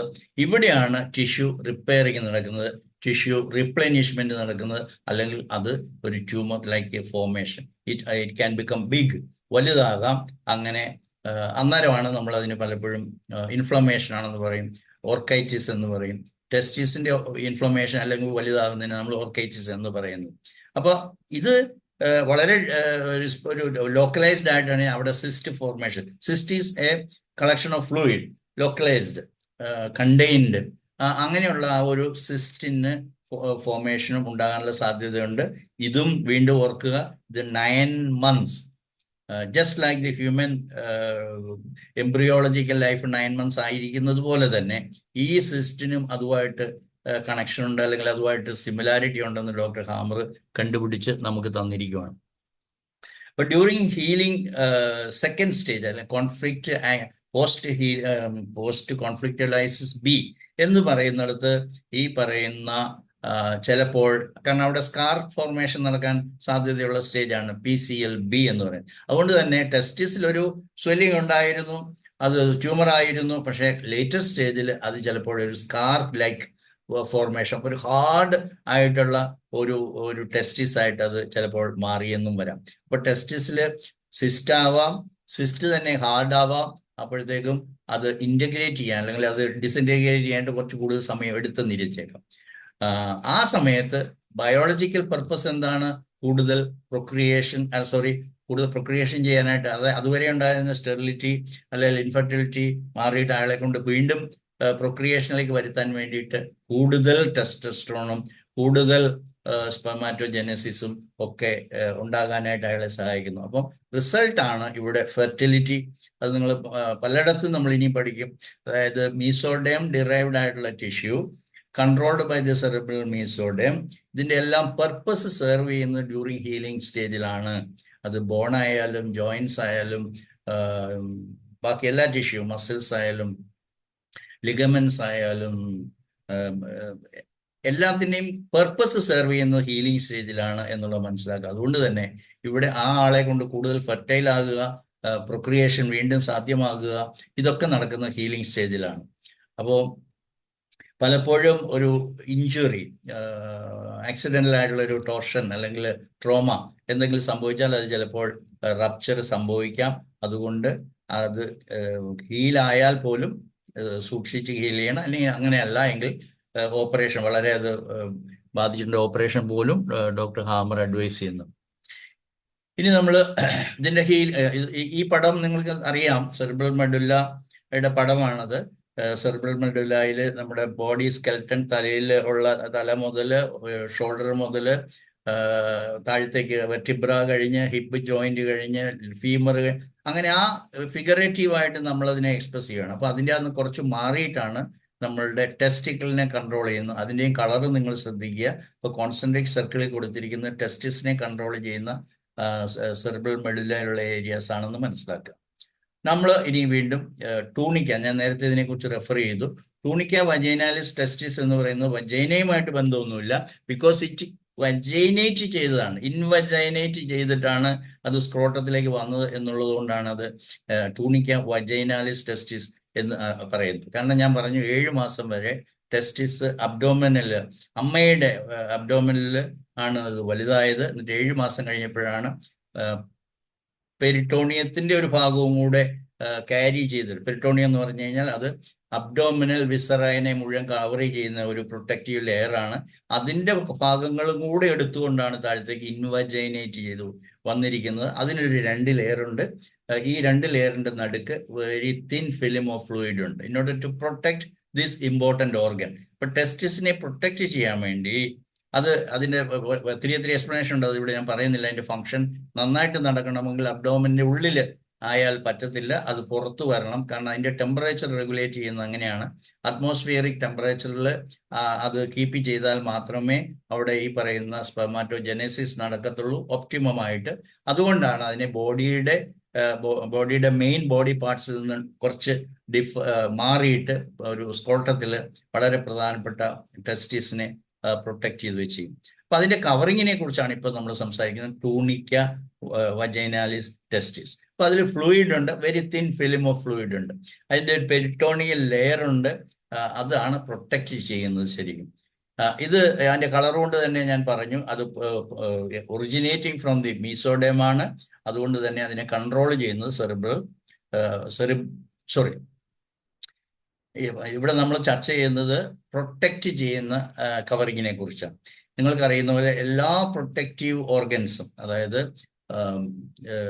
മയോകാർഡിയത്തിനെ കവർ ചെയ്യുന്ന പെരികാർഡിയം, തൊറാക്സിനെ കവർ ചെയ്യുന്ന പ്ലൂറ, അബ്ഡോമിനെ അല്ലെങ്കിൽ അബ്ഡോമിനൽ വിസറയെ കവർ ചെയ്യുന്ന പെരിട്ടോണിയം, അതുപോലെ തന്നെ പെരിട്ടോണിയത്തിന്റെ ഭാഗമായിട്ട് വന്നതുകൊണ്ട് ഇതിനെ കൺട്രോൾ ചെയ്യുന്നത് സെറിബെല്ലം ആണെന്ന് നിങ്ങൾ മനസ്സിലാക്കും. അപ്പൊ സെറിബെല്ലം കൺട്രോൾ ചെയ്യുന്നതാണ് എല്ലാ പ്രൊട്ടക്റ്റീവ് ഓർഗൻസും. അതിൻ്റെ അകത്ത് ഡെർമിസും കൂടെ വരും. ഡെർമിസ്, പെരികാർഡിയം, പ്ലൂറ, പെരികാർഡിയം പറഞ്ഞു. ഇവിടെ നമ്മൾ ടൂണിക്ക വജൈനാലിസും നമ്മൾ പറയുകയാണ്, ഡെർമിസും ഉണ്ട്. അപ്പൊ ഇത്രയും കാര്യം പ്രൊട്ടക്റ്റ് ചെയ്യാന്നുള്ള ഫങ്ഷൻ ചെയ്യുന്ന ഈ ലെയർ ഓഫ് പെരിട്ടോണിയം, അതിനെ കൺട്രോൾ ചെയ്യുന്നത് സെറിബെല്ലമാണ്. എന്താണ് ബയോളജിക്കൽ കോൺഫ്ലിക്റ്റ്? എല്ലാ പ്രൊട്ടക്റ്റീവ് ലെയേഴ്സ്, ഡെർമിസ് ആയാലും പ്ലൂറ ആയാലും പെരികാർഡിയം ആയാലും പെരിട്ടോണിയം ആയാലും, അതുപോലെ തന്നെ ഒരു പ്രൊട്ടക്ഷൻ ഓഫ് ദി ടെസ്റ്റിസ് ആണ് ഇതിന്റെ ഫങ്ഷൻ. അപ്പൊ ആ പ്രൊട്ടക്റ്റ് ചെയ്യുന്നത് കൊണ്ട് തന്നെ അതിന്റെ മേലെയുള്ള ഏത് അറ്റാക്കുമാണ് അതിന്റെ കോൺഫ്ലിക്റ്റ്. അതിനെ അറ്റാക്ക് ചെയ്യുമോ? അത് ഫിസിക്കൽ അറ്റാക്ക് അല്ലെങ്കിൽ റിയൽ അറ്റാക്ക് ആവാം, എന്തെങ്കിലും ഒരു injury, hard things stuck or hit on the important organ testis, അങ്ങനെയും ആകാം. ഒരു ഫിസിക്കൽ ട്രോമ ആകാം, പക്ഷെ ചിലപ്പോഴത് വെർബൽ അറ്റാക്ക് ആകാം. ബിക്കോസ് സം ബാഡ് റിമാർക്സ് ഇതിനെക്കുറിച്ച്, ടെസ്റ്റിസിനെ കുറിച്ച് റിലേറ്റഡ് ആയിട്ടുള്ള എന്തെങ്കിലും ബാഡ് റിമാർക്സ് ആരെങ്കിലും പറഞ്ഞു കഴിഞ്ഞാൽ അതൊരു വെർബൽ ത്രെറ്റാണ്, അറ്റാക്കിലേക്ക് വരുന്ന ഒരു ത്രെറ്റാണ്. അല്ലെങ്കിൽ you are going to be operated, അല്ലെ ഒരു ഇഞ്ചുറി വന്നു, ഫിസിക്കൽ ട്രോമ ആയിരിക്കും, അതിനുശേഷം ഒരു സർജറി ചെയ്തു, ടെസ്റ്റിസ് പാർട്ട്ലി ഓർ ഫുൾ റിമൂവ് ചെയ്തു, ടെസ്റ്റിസ് ഇല്ല, ദാറ്റും അത് ഈ ടൂണിക്ക വജൈനാലിസിനെ ബാധിക്കാം. അപ്പൊ വെർബൽ ത്രെറ്റ്, സർജറി. ഇനി ആരെങ്കിലും പറയാം ഈ സ്കാൻ കൺവേർട്ട് ഓർ ഇത് ക്യാൻസർ ആയിട്ട് മാറിയേക്കാം, അല്ലെ ക്യാൻസർ വരുമോ എന്നുള്ള ഭയവും ആളിലേക്ക് വന്നു കഴിഞ്ഞാലും ഈ പറയുന്ന ടൂണിക്ക വജൈനാലിസ് ടെസ്റ്റിസിനെ ബാധിക്കാം. ഇത് സെറിബെല്ലം ആയതുകൊണ്ട്, ഓൾഡ് ബ്രെയിൻ കൺട്രോൾഡ് ആയതുകൊണ്ട്, ഓൾഡ് ബ്രെയിനിലെ ഓൾഡ് മീസോഡേം എന്ന് പറയും. ഓൾഡ് മീസോഡേം ഡിറൈവ്ഡ് ആയിട്ടുള്ള ടിഷ്യൂ ആണ്. അതുകൊണ്ട് തന്നെ during the conflict activity there will be tumour formation or cellular multiplication. ഇപ്പൊ cell proliferation during the conflict activity അതൊരു പ്രൊട്ടക്റ്റീവ് ആയിട്ടാണ്. അതായത് നിങ്ങളൊരു അറ്റാക്ക് വന്നു, ഇനി അറ്റാക്ക് വരാതിരിക്കാൻ, മറ്റുള്ളവർ വെർബൽ അറ്റാക്ക് നടന്നു, ആ വെർബൽ അറ്റാക്കിനെ പ്രതിരോധിക്കാൻ വേണ്ടിയിട്ടാണ് അത് തിക്കൻ ചെയ്യുന്നത്. അപ്പൊ തിക്കൻ ചെയ്യുമ്പോഴേ ആ ഒരൊറ്റ കാരണം കൊണ്ട് അത് ക്യാൻസർ ആണെന്ന് കൺവെൻഷണൽ മെഡിസിൻ ചിലപ്പോൾ ഡയഗ്നോസ് ചെയ്ത് തന്നിരിക്കാം. അതൊരു പ്രൊട്ടക്റ്റീവ് തിക്കനിങ് ആണെന്ന് നമ്മൾ മനസ്സിലാക്കുമ്പോൾ അതിൻ്റെതായ അർത്ഥത്തിൽ നമുക്കതിനെ മനസ്സിലാക്കാൻ പറ്റും. മീസോത്തീലിയോമ എന്ന് പറയുന്ന ഒരു ഡയഗ്നോസിസ് പ്ലൂറയുടെ കേസിലാണേലും പെരിട്ടോണിയത്തിന്റെ കേസിലാണേലും പെരിക്കാർഡിയത്തിന്റെ കേസിലാണെങ്കിലും കൺവെൻഷണൽ മെഡിസിൻ ചെയ്ത് പറഞ്ഞ് മനുഷ്യരെ, പാവപ്പെട്ട മനുഷ്യരെ വഞ്ചിച്ച് അവരെ കൊണ്ട് ചികിത്സ ചെയ്യിച്ച് ക്യാൻസർ ട്രീറ്റ്മെന്റിലേക്ക് അവരെ ലീഡ് ചെയ്യുന്ന ഒരു പ്രതിഭാസം അല്ലെങ്കിൽ ഒരു പ്രോസസ് നടക്കുന്നുണ്ട്. ഈ അറിവ് നിങ്ങൾക്ക് കിട്ടിയ it's after all an attack. അപ്പോൾ മീസോത്തീലിയോമ എന്ന് പറയുന്ന ഒരു ട്യൂമറിന്റെ അർത്ഥം ഇത്രയേ ഉള്ളൂ. That will remain for some time, thereafter it will get healed. ഹീലിംഗിൽ എന്ത് സംഭവിക്കും? ഓഫ് കോഴ്സ് ഹീലിംഗിൽ അവിടെ റിപ്പയറിങ് നടക്കുന്ന സമയത്ത് അവിടെ സ്വെല്ലിംഗ് ഉണ്ടാവും, തീർച്ചയായിട്ടും വേദനയുണ്ടാവും. അപ്പോൾ because it is old brain ആയതുകൊണ്ട് അത് ഹീൽ ചെയ്യുന്ന സമയത്ത് അവിടെ ട്യൂബർക്കുലർ ബാസിലസ് ഉണ്ടാകും. അതുപോലെ തന്നെ നിങ്ങൾക്ക് ഫംഗസ് ഉണ്ടാകും. അതുകൊണ്ട് എന്താണ് സംഭവിക്കുന്നത്? ഹീലിംഗ് ഫേസിൽ പെയിൻ ഉണ്ടാകും, നൈറ്റ് സ്വെറ്റ്സ് ഉണ്ടാകും. ട്യൂബർക്കുലർ ബാസിലസ് ഇൻവോൾവ്മെന്റ് വരുമ്പോൾ ഈ അവിടെ ഇതുണ്ടാകും. എന്താണ്? ഹൈഡ്രോസീൽ ഉണ്ടാവാനുള്ള സാധ്യതയുണ്ട്. കാരണം അത് ഫ്ലൂയിഡ് അക്യുമുലേഷൻ. ഇത് നിങ്ങൾ സെറിബെല്ലം കൺട്രോൾ ചെയ്യുന്നത്. കാരണം രണ്ട് സൈഡിലുണ്ട്, ടെസ്റ്റിസ് 2 ഉണ്ട്, ലെഫ്റ്റ് റൈറ്റ്. അപ്പോൾ രണ്ട് ടിഷ്യൂ ഉണ്ട്. ആ 2 ടിഷ്യൂവിന് 2 കേന്ദ്രമുണ്ട്. അത് സെറിബെല്ലത്തിന്റെ 2 ഭാഗത്താണ് അത് കൺട്രോൾ ചെയ്യുന്നത്.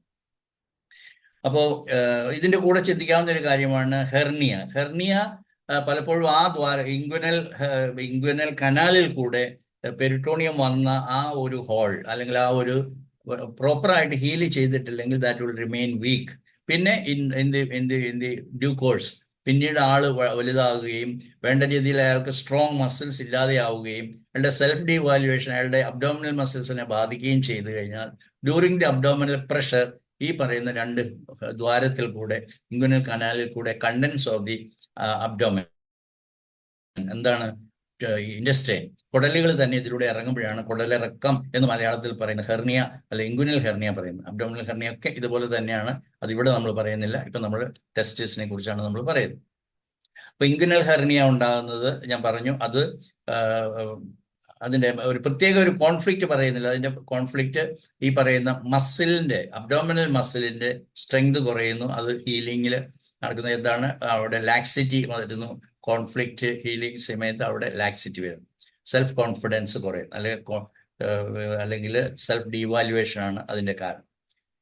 ഓക്കെ, അടുത്തത് ഇത് ഹൈഡ്രോസീലിന്റെ ഒരു പിക്ചറാണ്. ഹൈഡ്രോസീൽ എന്ന് പറയുന്നത് ആ ഒരു ബ്ലൂ കളറിലാണ്, വലിയ ഏരിയ ആണ്. നിങ്ങൾക്ക് കാണാം അവിടെ ലേബൽ ചെയ്തിട്ടുണ്ട്. ആ 2 ലെയറിന്റെ ഇടയ്ക്ക് ഫ്ലൂയിഡ് ഫിൽ ആവുന്ന സമയത്താണ് അവിടെ ഹൈഡ്രോസീൽ ഡെവലപ്പ് ചെയ്യുന്നത്. നിങ്ങൾക്ക് അവിടെ ടെസ്റ്റിസ് കാണാം, എപ്പിഡെർമിസ് കാണാം, അതിന്റെ ട്യൂബ്സ് കാണാം. Now we are coming to the smegma secreting glands. നിങ്ങൾക്ക് അത് സൂക്ഷിച്ചു നോക്കിക്കഴിഞ്ഞാൽ പെനിസിന്റെ ലാസ്റ്റ് ഭാഗത്ത് ഫോർസ്കിൻ എന്ന് കാണിച്ചിരിക്കുന്നതിന്റെ അകത്ത് കുറച്ച് ഡോട്ട്സ്, യെല്ലോ ഡോട്ട്സ് കാണാം. അതാണ് ശരിക്കും നമ്മുടെ സ്മെഗ്മ സെക്രീറ്റിംഗ് ഗ്ലാൻഡ്സ്. എന്താണ് സ്മെഗ്മ എന്ന് പറയുന്നത്? പുരുഷന്മാരായിട്ടുള്ള നിങ്ങളും നിങ്ങളുടെ ഭർത്താക്കന്മാർക്കൊക്കെ നിങ്ങൾക്ക് മനസ്സിലാകാം. ഫോർസ്കിൻ അല്ലെങ്കിൽ പ്രിപ്യൂസ് എന്ന് പറയുന്ന ഫോർസ്കിൻ റിവേർട്ട് ചെയ്യുമ്പോൾ, നമ്മളത് പുറത്തേക്ക് വലിക്കുമ്പോൾ അത് സർക്കംസൈസ് ചെയ്യാത്ത ആൾക്കാർക്ക് ഈ പറയുന്ന സ്കിന്നിന്റെ അണ്ടർ സ്കിന്നിൽ ഈ പറയുന്ന ഗ്ലാൻസ് റിച്ച് ആണ്. ആ റിച്ച് ആയിട്ടുള്ള ആ ഗ്ലാൻസിൽ നിന്നാണ് ഈ പറയുന്ന സ്മെഗ്മ എന്ന് പറയുന്ന ഒരു വൈറ്റ് ചീസി, എന്താ പറയണ്ടേ, ബട്ടർ ലൈക്ക് ആയിട്ടുള്ള വൈറ്റ് സബ്സ്റ്റൻസ് പ്രൊഡ്യൂസ് ചെയ്യും. This is for the lubrication of the tip of the penis. എന്തിനു വേണ്ടിയിട്ടാണ്? പെനിട്രേഷൻ ഈസി ആക്കാൻ വേണ്ടിയിട്ട്. ഇതാണ് സ്മെഗ്മ. പലപ്പോഴും ഈ സ്മെഗ്മ വൈറ്റിഷ് ആയിട്ടുള്ള ഒരു ഡസ്റ്റിലേക്കുന്നോ ക്രീമി ആയിട്ടുള്ള ഒരു സാധനമായിട്ട് നമുക്ക് പലപ്പോഴും ഫോർസ്കിന്നിന്റെ അടിയിൽ കാണാനായിട്ട് സാധിക്കും. അപ്പോൾ നമുക്ക് സ്മെഗ്മയെ കുറിച്ച് പറയാം. അപ്പൊ എവിടെയാണ് അത് കാണുക എന്നൊക്കെ പറഞ്ഞു. അതിന്റെ ഒരു ഈക്വലന്റ് ആയിട്ട് പറയുവാണെങ്കിൽ നിങ്ങൾക്ക് അതിന്റെ ഈക്വൽ ജോലി ചെയ്യുന്നതാണ് ലേഡീസിന്റെ, ഫീമെയിൽസിന്റെ കേസിൽ ബാർത്തോലിൻ ഗ്ലാൻസ് എന്ന് പറയും. They are placed in the edge of the vaginal labia മജോറയുടെ സൈഡിൽ കൂടെ വെച്ചിരിക്കുന്നതാണ്. അത് in order to make the wet feeling, lubrication and the penetration easy ആക്കാൻ വേണ്ടിയിട്ട് ഉള്ള ഗ്ലാൻസ് ആണ്. അവിടെ നിന്നും ഡ്യൂറിങ് ദി കൊയ്ഷൻ അവിടെ ലൂബ്രിക്കേഷൻ ഉണ്ടാകും, അതിന് വേണ്ടിയിട്ടാണ്. അപ്പോൾ ഇത് മഞ്ഞ നിറം കൊണ്ട് തന്നെ നിങ്ങൾ മനസ്സിലാക്കുക സ്മെഗ്മ സെക്രീറ്റിംഗ് ഗ്ലാൻസ് ആണെന്നുള്ളത് മനസ്സിലാക്കുക. അതുകൊണ്ട് തന്നെ അത് ഒറിജിനേറ്റ് ചെയ്യുന്നത് എൻഡോഡേമിൽ നിന്നാണ്. അതുകൊണ്ട് തന്നെ അത് ബ്രെയിൻ സ്റ്റെം നിങ്ങൾക്ക് ഇവിടെ കാണാൻ പറ്റും. ബ്രെയിൻ സ്റ്റെം ആണ് അതിനെ കൺട്രോൾ ചെയ്യുന്നത്. ആ മഞ്ഞ നിറം അതിനെ കാണിക്കുന്നു. എന്താണ് അവിടെ കോൺഫ്ലിക്റ്റ്? അത് വളരെ ഇമ്പോർട്ടൻ്റ് ആണ്. കോൺഫ്ലിക്റ്റ് അൺഎബിൾ ടു പെനിട്രേറ്റ്, അതിലെ ഉള്ളിലേക്ക് പെനിട്രേറ്റ് ചെയ്യാനായിട്ട് സാധിക്കുന്നില്ല എന്ന് നമ്മളുടെ മെയിൽ പാർട്ടിൽ നിന്നും തോന്നിക്കഴിഞ്ഞാൽ, ഇൻട്രൊഡക്ഷൻ സാധിക്കുന്നില്ല, പെനിട്രേഷൻ നടക്കുന്നില്ല, ഇൻട്രൊഡക്ഷൻ സാധിക്കുന്നില്ല എന്ന് തോന്നിക്കഴിയുമ്പോൾ there will be more production of this smegma in order to make the penetration or introduction of the penis easy. അതിനു വേണ്ടിയിട്ടാണ്. അപ്പൊ unable to penetrate, unable to penetrate. അപ്പൊ എന്താണ്? ഒരു ടൈറ്റ് ഫീലിംഗ് വരുന്നു. Maybe the female partner is not prepared, she has got timidity, fear of penetration, pain, ഇങ്ങനെയൊക്കെ വരുമ്പോഴത്തേക്കും അവിടെ ഡ്യൂപ്ലിക്കേഷൻ ഉണ്ടാകത്തില്ല. ഡ്യൂപ്ലിക്കേഷൻ ഇല്ലാത്തപ്പോഴത്തേക്കും male partner will be conflicted. ആ കോൺഫ്ലിക്റ്റിനെയാണ് ഞാൻ പറയുന്നത് അൺഎബിൾ ടു പെനിട്രേറ്റ്. അപ്പൊ ഡ്രൈ വജൈനയാണ് ഇതിന്റെ കാരണം എന്ന് പറയാം. ലൂബ്രിക്കേഷൻ ഉള്ളപ്പോൾ ഒരു കോൺഫ്ലിക്റ്റും ഇല്ല, ബിക്കോസ് അവിടെ വെറ്റാണ്, ഇവിടെ വെറ്റാണ്, അതുകൊണ്ട് പെനിട്രേഷൻ വിൽ ബിക്കം ഈസി. അപ്പൊ കോൺഫ്ലിക്റ്റ് ആക്ടിവിറ്റി എന്താ? Because it is gland. എന്താണ് സംഭവിക്കുന്നത് during conflict activity? Cellular multiplication. എന്തിനു വേണ്ടിയിട്ടാണ്? In order to make more lubrication, more smegma produce ചെയ്യാൻ വേണ്ടിയിട്ടാണ് അത് കൂടുതൽ ആക്റ്റീവ് ആകുന്നത്. അപ്പൊ കോൺഫ്ലിക്റ്റ് ആക്ടിവിറ്റി, സെല്ലുലർ proliferation, അപ്പോൾ increased smegma production and increased lubrication. അപ്പൊ ഹീലിംഗിൽ എന്താ സംഭവിക്കുക? ഇന്നോർഡർ ടു ഈ ഇൻക്രീസ്ഡ് ആയിട്ടുള്ളതെല്ലാം എടുത്ത് കളയണം. ഇൻക്രീസ്ഡ് ആയിട്ടുള്ള എടുത്ത് കളയണമെങ്കിൽ എന്ത് ചെയ്യണം? അവിടെ ഫംഗസ് വരണം, അവിടെ ട്യൂബർക്കുലർ ബാസിലസും വന്നേക്കാം. അപ്പൊ അതാണ് അത് ചെയ്യുന്ന ജോലി. അപ്പൊ കൻഡിഡിയാസിസ് എന്ന് ഫംഗൽ അഫെക്ഷൻ ആയിട്ടൊക്കെ പറയുന്നു. അപ്പൊ ഇത് ഹീലിംഗ് സിംറ്റംസ് ആണെന്ന് മനസ്സിലാക്കുക. അത് കുറച്ച് വെയിറ്റ് ചെയ്ത് കഴിയുമ്പോഴത്തേക്കും അത് ഹീലാകും. ധാരാളം പേര് ഈ പറയുന്ന വൈറ്റ് ഡിസ്കളറേഷൻ കാണുന്നു, ഓടി ഡോക്ടറുടെ അടുത്ത് പോകുന്നു, വേണ്ടാത്ത ഓയിൻമെന്റും ആപ്ലിക്കേഷൻ എല്ലാം ചെയ്യുന്നു, ആകെ കുളവാകും. ഇതിൻ്റെ അകത്തെല്ലാം ഒരു എവിടെയാണ് പറഞ്ഞാൽ ഒത്തിരി പറയേണ്ടി വരും. Somebody who has gone to a prostitute ചെല്ലുമ്പോഴത്തേക്കും അവിടെ ചെല്ലുമ്പോൾ ഇയാൾ പ്രതീക്ഷിക്കുന്ന പോലെ ഒന്നും അല്ല സംഭവങ്ങൾ. ഈസ് നോട്ട് ഏബിൾ ടു, അവിടെ ഡ്രൈ ആണ്, അല്ലെങ്കിൽ ഇതാണ്, അങ്ങനെയൊക്കെ വരുമ്പോൾ എന്താണ്? Because they are not naturally stimulated അല്ല, നാച്ചുറലി ഇൻക്ലൈൻഡ് അല്ല, നാച്ചുറലി എക്സൈറ്റഡ് അല്ല. അതുകൊണ്ട് എന്ത് സംഭവിക്കും? അവിടെ ഡ്രൈനെസ് ഫീൽ ചെയ്യും. That will make the male partner conflict activity active ആകും. അന്നേരമാണ് ഈ പറയുന്ന പിന്നീട് മാസങ്ങൾ കഴിഞ്ഞായിരിക്കും, അല്ലെങ്കിൽ ഒരു 1-2 ആഴ്ച, ഒരു മാസം കഴിയുമ്പോഴായിരിക്കും അവിടെ വൈറ്റ് ഡേർട്ടി പൗഡർ പോലെ, ചില ഫംഗസ് പോലെ, പൂപ്പല് പോലെ, അങ്ങനെ പലതും പറഞ്ഞുകൊണ്ട് വരുമ്പോഴത്തേക്കും you have to think whether he has been to a prostitute. ഇനി നമുക്ക് അടുത്തതിലേക്ക് പോകാം. കോർപ്പോറ കാവർണോസ. കാവർണോസ നിങ്ങൾ റൈറ്റ് സൈഡ് എക്സ്ട്രീമിൽ കാണുന്ന പടം നിങ്ങൾ നോക്കുക. അവിടെ നിങ്ങൾ കാണുന്ന റെഡ് ആണെങ്കിലും മനസ്സിലാക്കുക അത് redness is because of there blood circulation ഏറ്റവും കൂടുതലാകുന്ന കാവർണസ് എന്ന് പറഞ്ഞാൽ അതിൻ്റെ അകത്തെല്ലാം സ്പോഞ്ചി ആയിട്ടുള്ള സംഗതിയാണ്. അപ്പൊ അവിടെ എല്ലാം ബ്ലഡ് ഇരച്ചു കയറുമ്പോഴാണ് ഇറക്ഷൻ പോസിബിൾ ആകുന്നത്. അതുകൊണ്ട് അത് പോകുന്ന ഒരു ടിഷ്യൂ അത് എവിടെയാണ് നിങ്ങൾ കാണുന്നത്? ഒരു പെനീസിന്റെ അപ്പർ പാർട്ടിലുള്ള 2 സ്ട്രോങ് ആയിട്ടുള്ള മസിൽ ഇതാണ്. അത് ഫുൾ ഓഫ് വാക്യൂമാണ്, അല്ലെങ്കിൽ അതിനകത്ത് സ്പോഞ്ച് ഏരിയാസ് ഉണ്ട്, ജസ്റ്റ് ലൈക്ക് ഹണി കോം. അതിലൂടെ ബ്ലഡ് അരച്ചു കയറുമ്പോഴാണ് അത് ഇറക്റ്റ് പൊസിഷനിലേക്ക് വരുന്നത്. അതാണ് കോർപ്പോറ കാവർണോസ. അത് നിങ്ങൾക്ക് മനസ്സിലാവുന്ന പോലെ തന്നെ അതൊരു സിലിണ്ട്രിക്കൽ ആയിട്ടുള്ള ഇറക്റ്റൈൽ ആയിട്ടുള്ള ടിഷ്യൂ ആണ് അലോങ് ദി പെനിസ് സ്റ്റെം, അല്ലെങ്കിൽ ഷാഫ്റ്റ് എന്ന് വേണമെങ്കിൽ പറയാം. കോർപ്പസ് സ്പോഞ്ചിയോസം എന്ന് പറയുന്നത് നിങ്ങൾക്ക് ആ ലേബിളിൽ കാണാം. ലോവർ ആയിട്ടുള്ള ആ ഒരു ഭാഗമാണ് യൂറിത്ര. ആ യൂറിത്രയുടെ സറൗണ്ടിങ് ആയിട്ടുള്ള കൂടുതൽ സ്പോഞ്ചിയാണ്. മറ്റേത് കുറച്ചുകൂടെ ഹാർഡാണ്. Because when it is filled with blood it will become stony hard എന്നോ എന്ത് വേണമെങ്കിലും പറയാം, അല്ലെങ്കിൽ ബോണി ഹാർഡ്നെസ് എന്നൊക്കെ പറയാം. Because it is penetrating to the vagina, അതുകൊണ്ട് സ്ട്രോങ് ആകണം. പക്ഷെ യൂറിത്രയിലൂടെ ഈ പറയുന്ന യൂറിൻ പോകത്തില്ല ഡ്യൂറിങ് കോയിഷൻ, അവിടെ സെമൻ പോകണം. അതുകൊണ്ട് that will remain without much of these that strong, അല്ലെങ്കിൽ എന്താ പറയുക, ഹാർഡ് ആയിട്ടുള്ള ഫീലിംഗ് അവിടെ ഉണ്ടാകത്തില്ല. നിങ്ങൾക്ക് കാണാം ടൂണിക്ക ആൽബുജീനിയ എന്ന് പറയുന്നത് അതിന്റെ കണക്റ്റീവ് ടിഷ്യൂ ആണ്. ആ ഒരു റോസ് കളറിലാണ് ഇവിടെ കൊടുത്തിരിക്കുന്നത്. ആ ഒരു, അതായത് കോർപ്പോറ കാവർണോസോ അല്ലാത്ത ടൂണിക്ക ആൽബുജീനിയ അല്ലാത്ത, കോർപ്പസ് സ്പോഞ്ചിയോസ് അല്ലാത്ത ആ ഒരു ഏരിയയ്ക്കാണ് നമ്മൾ ടൂണിക്ക ആൽബുജീനിയ എൻവലപ്സ് ദി കാവർണസ് ബോഡീസ്. അപ്പോൾ ഇത് അതിൻ്റെ കളർ കൊണ്ട് തന്നെ നിങ്ങൾ മനസ്സിലാക്കുക അത് ന്യൂ മീസോഡേമിൽ നിന്നാണ്. അതുകൊണ്ട് തന്നെ സെറിബ്രൽ മെഡുല്ല കൺട്രോൾഡ് ഓർഗൻ ആണ്. During conflict activity self devaluation അതാണ് ഏറ്റവും പ്രധാനപ്പെട്ട ഡ്യൂറിങ് കോൺഫ്ലിക്റ്റ് ആക്ടിവിറ്റി. അപ്പോൾ സെൽഫ് ഡീവാലുവേഷൻ ആണ്. നമുക്ക് അതുമായിട്ട് റിലേറ്റ് ഉള്ള ഒത്തിരി ക്ലിനിക്കൽ കണ്ടീഷൻസ് വരും. ഇറക്റ്റൈൽ ഡിസ്ഫങ്ഷൻ വരും, പ്രീമച്വർ ഇജാക്കുലേഷൻ, അതൊക്കെ നമുക്ക് ചർച്ച ചെയ്യാം. But during conflict activity, self-devaluation conflict are most of the important.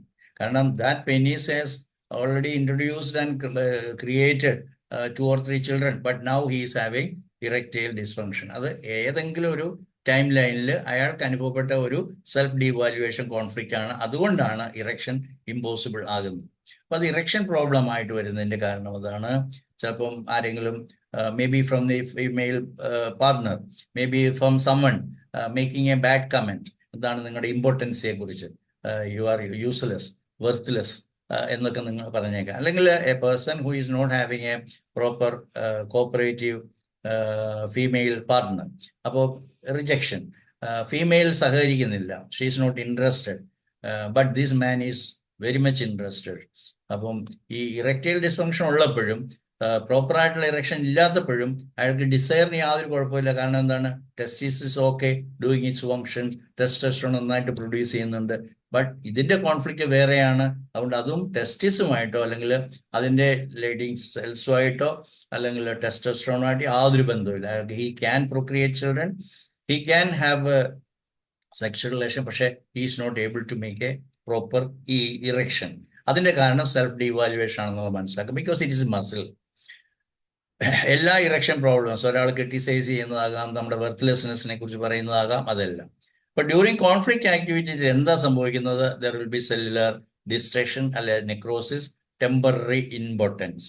അപ്പോൾ ഒരു കാര്യം വളരെ പ്രധാനമായിട്ട് മനസ്സിലാക്കാൻ, ഡ്യൂറിങ് ഹീലിംഗ് സ്റ്റേജിലാണ് അത് നമ്മുടെ whole process of the intimacy തുടങ്ങുന്നു, സെക്ഷൽ കൊയിഷൻ തുടങ്ങുന്നു, അല്ലെങ്കിൽ അതിന്റെ ക്ലൈമാക്സ് വരുന്നു.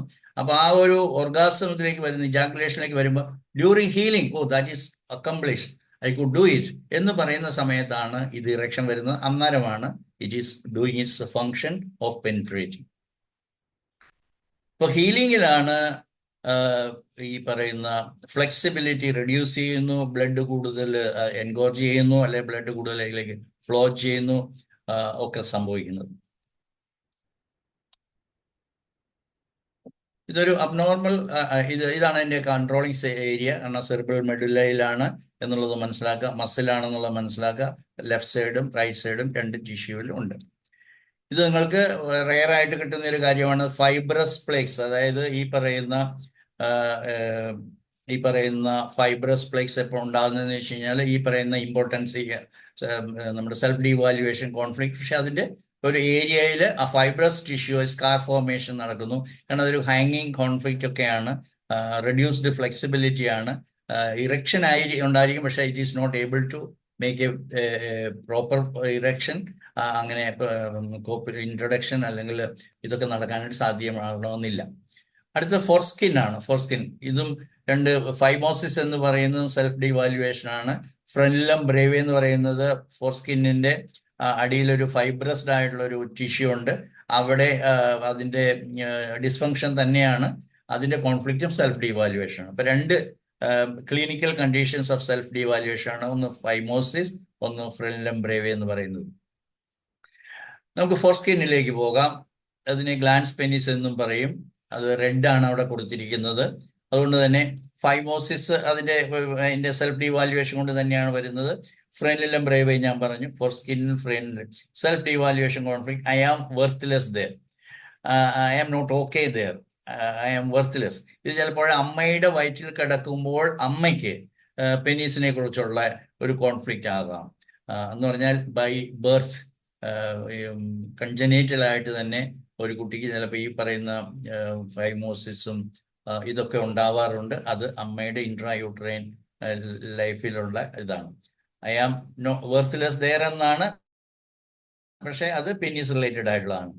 ജെനിറ്റൽ വാട്സ് എന്ന് പറയുന്ന പ്യുവർലി സ്കിന്നിലുള്ളതാണ്, ഫോർ സ്കിന്നിലുള്ളതാണ്. കാരണം അത് സെപ്പറേഷൻ കോൺഫ്ലിക്റ്റ് ആണ്. എന്ന് പറഞ്ഞാൽ a touch which he wanted he did not get, or he happened to get a touch which he did not get, or he wanted a touch. അപ്പം ഫോർസ്കിന്നിൽ ഒരു touch എന്ന് പറഞ്ഞു കഴിഞ്ഞാൽ കൊയിഷൻ ഇന്റർകോഴ്സ് തന്നെയാണ്. അത് കിട്ടാതെ വരിക, റിജക്ഷൻ ഒക്കെ വരുന്ന സമയത്ത് വാട്ട് വരാം. അപ്പോൾ അത് അൺപ്ലസന്റ് ആയിട്ടുള്ള അല്ലെങ്കിൽ ഹാപ്പി അല്ലാത്ത ഇന്റർകോഴ്സ് നടത്തി കഴിഞ്ഞാലും അവിടെ വാട്സ് ഉണ്ടാകാം. അപ്പോൾ പലപ്പോഴും genital warts are mainly due to a touch which he did not enjoy. ഇപ്പൊ ജെനറ്റൽ വാട്സ് എന്ന് പറയുന്നു സെക്ഷൽ സെപ്പറേഷൻ കോൺഫ്ലിക്റ്റ് ആയിട്ട് നമുക്ക് അതിനെ പറയാം. എപ്പിഡെർമിസ് പറയുന്നു. ഇനി നമുക്ക് ഗ്ലാൻസ് പെനിസിലേക്ക് വരാം. ബൾബസ് ഹെഡ് അത് പറഞ്ഞ് ഞാൻ അതിന്റെ ആ ഹെഡ് ഓഫ് ദി പെനിസിന്റെ ഒരു പ്രത്യേക ഷേപ്പ് ഉണ്ട്. That is in order to make it easy for the penetration ആണ്. അതിന്റെ കവർ ചെയ്യുന്ന സ്കിന്ന് റിട്രാക്റ്റബിൾ ആണ്. അതിന്റെ അടിയിൽ ഒരു കണക്ഷൻ ഉണ്ട്. അതിനെ ഫ്രെനിലം എന്ന് പറയും. അതിനൊരു തിക്കൻഡ് ആയിട്ടുള്ള ഫൈബ്രസ് ടിഷ്യൂ ആണ്. അത് എപ്പിത്തീലിയമാണ്. അതുകൊണ്ടാണ് റെഡ് വന്നിരിക്കുന്നത്. അപ്പൊ എപ്പിത്തീലിയം ആണെന്ന് നിങ്ങൾക്ക് അറിയാം, അത് എക്ടോഡെൻ ഡെറിവേറ്റീവ്സ് ആണ്. അതുകൊണ്ട് തന്നെ അത് സെറിബ്രൽ കോർട്ടെക്സ് കൺട്രോൾഡ് ടിഷ്യൂ ആണ്. അതിന് റൈറ്റ് ഹാഫ് ലെഫ്റ്റ് ഹാഫ് ഉണ്ട്. Because it is mother and child related ആണ്. സൈഡ് അഫിനിറ്റി ഒക്കെ അങ്ങനെ തന്നെയാണ്. അപ്പൊ കോൺഫ്ലിക്റ്റ് ഇതാണ്, സിവിയർ സെപ്പറേഷൻ കോൺഫ്ലിക്റ്റ്. അപ്പൊ ഗ്ലാൻസ് പെനിസിൽ ഉണ്ടാകുന്ന എല്ലാം ടച്ച് എന്ന് പറഞ്ഞാൽ ഇന്റർകോഴ്സ് തന്നെയാണ്.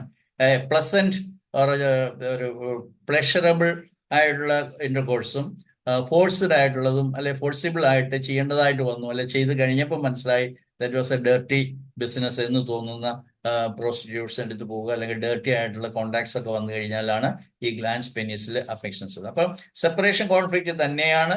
അപ്പൊ അതിൽ സെക്ഷൽ റിജക്ഷൻ വന്നേക്കാം, സെക്ഷൽ അബ്യൂസ് വന്നേക്കാം. Because male or female abused this boy, അവിടെയും വാട്സ് വന്നേക്കാം. ഇതെല്ലാം ഈ circumcision against his desire. Most of the cases, circumcision, if at all done due to some religious practice, that may not be okay for that particular patient. അത് അങ്ങനെ ആവുമ്പോഴും അവിടെ വാർട്ടി growth. എനിക്ക് കഴിഞ്ഞ ദിവസം ഒരു ഓൺലൈനിൽ ഒരു കേസ് വന്നു. അത് റിലീജിയസ് റീസൺസ് കൊണ്ടല്ല, അത് വേറെ ഫൈമോസിസ് കറക്റ്റ് ചെയ്യാൻ വേണ്ടിയാണ് ചെയ്തത്. പക്ഷെ ആ സ്കിൻ ബാക്കിയുള്ള സ്ഥലത്ത് വാട്സ് ഡെവലപ്പ് ചെയ്തിരിക്കുന്നത്. ബാക്കിയുള്ള സർക്കംസിസൈസ് ചെയ്തതിന് ശേഷവും ബാക്കിയുള്ള സ്കിന്നിന്റെ പാർട്ടിൽ വാർട്ടി ഡെവലപ്മെന്റ് ഉണ്ടായിരിക്കുന്നു. അപ്പം ഡ്യൂറിങ് കോൺഫ്ലിക്റ്റ് ആക്ടിവിറ്റി ഏത് എപ്പിഡെർമിസിലുള്ള പോലെ there will be cellular destruction, ulceration ഉണ്ടാവും. ഡ്യൂറിങ് ഹീലിംഗ് ടിഷ്യൂ റീപ്ലെനിഷ്മെന്റ് ഉണ്ടാകും. അല്ലെങ്കിൽ ഞാൻ നേരത്തെ പറഞ്ഞ hypo sensitivity during conflict activity and hyper sensitivity during the healing phase and hypo sensitivity during the epileptoid crisis. അപ്പോൾ നമ്മൾ സെക്സ് റിലേറ്റഡ് ആയിരുന്നല്ല, സെക്സ് എന്നല്ല പറയുക, അതിന് റിപ്രൊഡക്റ്റീവ് ഓർഗൻസ് ഓഫ് മെയിൽ ആണ് ഇന്ന് നമ്മൾ ഇതുവരെ ചർച്ച ചെയ്ത്. അതിൻ്റെ കൺട്രോളിംഗ് സെന്റർ ആണ് ഇവിടെ നിങ്ങൾ കാണുന്നത്. അപ്പോൾ എല്ലാ വിഷയങ്ങളും നമ്മൾ ചർച്ച ചെയ്തു. ഇതുപോലെ തന്നെ അടുത്ത ക്ലാസ്സിൽ നമ്മൾ ഫീമെയിൽ ഓർഗൻസ് ചർച്ച ചെയ്യുന്നതായിരിക്കും. ആർക്കെങ്കിലും എന്തെങ്കിലും സംശയങ്ങളുണ്ടെങ്കിൽ ചോദിക്കാം. അല്ലെങ്കിൽ ഇത്രയും നേരവും എന്നെ ശ്രവിച്ച എല്ലാവർക്കും നന്ദി പറയുന്നു. എന്തെങ്കിലും ചോദിക്കാനുണ്ടെങ്കിൽ ചോദിക്കാം. 17 പേര് അവശേഷിച്ചിട്ടുണ്ട്. ഫ്രീ ആയിട്ട് കൊടുത്തു കഴിഞ്ഞാൽ വിലയില്ല എന്ന് ആരോ എന്നോട് പറഞ്ഞിട്ടുണ്ട്. ഇതൊന്നും ഫ്രീ ആയിട്ട് കൊടുക്കേണ്ടതല്ല. അതുകൊണ്ട് ഏതായാലും നിങ്ങൾ കേട്ടവരോട് എനിക്ക് നന്ദിയുണ്ട്. കാരണം നിങ്ങൾ കേൾക്കുമ്പോൾ നിങ്ങളുടെ വീട്ടിലുള്ളവരെ, നിങ്ങളുടെ സ്വന്തം ആരോഗ്യം, നിങ്ങളുടെ ക്ലിനിക്കിൽ വരുന്ന രോഗികൾ ഒക്കെ അതിലൂടെ ഉപയോഗപ്രദമാകും എന്നുള്ള വിശ്വാസം ഉള്ളതുകൊണ്ടാണ് ഈ പരിപാടി മുന്നോട്ട് കൊണ്ടുപോയിക്കൊണ്ടിരിക്കുന്നത്. അതുകൊണ്ട് നിങ്ങളത് ഉപയോഗപ്പെടുത്തണം. ആർക്കെങ്കിലും ഈ വിഷയവുമായിട്ട് ബന്ധപ്പെട്ടതോ അല്ലാത്ത വിഷയമായിട്ട് ബന്ധപ്പെട്ടതോ ഇതുവരെ നടന്ന ക്ലാസ്സുകളെ കുറിച്ചൊക്കെ എന്തെങ്കിലും സംശയങ്ങളുണ്ടെങ്കിൽ ചോദിക്കാം. എന്തെങ്കിലും അനുഭവങ്ങളുണ്ടെങ്കിൽ പങ്കുവെക്കാം. വീഡിയോ ഓൺ ചെയ്യുവാണെങ്കിൽ നന്നായിരുന്നു.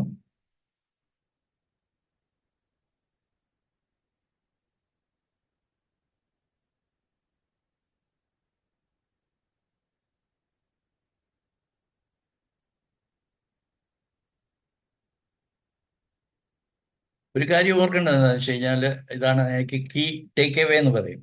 ടേക്ക് ഹോം ആയിട്ട് എനിക്ക് പറയാനുള്ളത്, അതായത് ഒരു രോഗവും അത് മെയിൽ റിപ്രൊഡക്റ്റീവ് ഓർഗൻസിൽ മാത്രമല്ല, ശരീരത്തിന്റെ ഒരവയവത്തിൽ റാൻഡമായിട്ട് വിത്തൗട്ട് എനി റീസൺ ഒരു ചേഞ്ചസും നടക്കുന്നില്ല. ആ റീസൺസ് 3 കാര്യങ്ങൾ ഒഴിവാക്കുകയാണ്. ഒന്ന് പോയിസണിങ്, ഒന്ന് trauma, injury, accident, 3 mall nutrition. ഈ ഒരു 3 കാര്യം ഒഴിച്ച് ബാക്കി എന്തെല്ലാം ചേഞ്ചസ് നമ്മുടെ ടിഷ്യൂവിൽ നടന്നാലും അതിൻ്റെ എല്ലാം കാരണം ബയോളജിക്കൽ കോൺഫ്ലിക്റ്റ് ആണ്. അല്ലാതെ റാൻഡമായിട്ട് വെറുതെ ഓർക്കൈറ്റിസ് വന്നു, വെറുതെ യൂറിത്രൈറ്റിസ് വന്നു, വെറുതെ വെറുതെ വാർട്ട് വന്നു, ജെനിറ്റൽ വാർട്ട് വന്നു, അല്ലെങ്കിൽ ഇറക്റ്റൈൽ ഡിസ്ഫങ്ഷൻ വന്നു.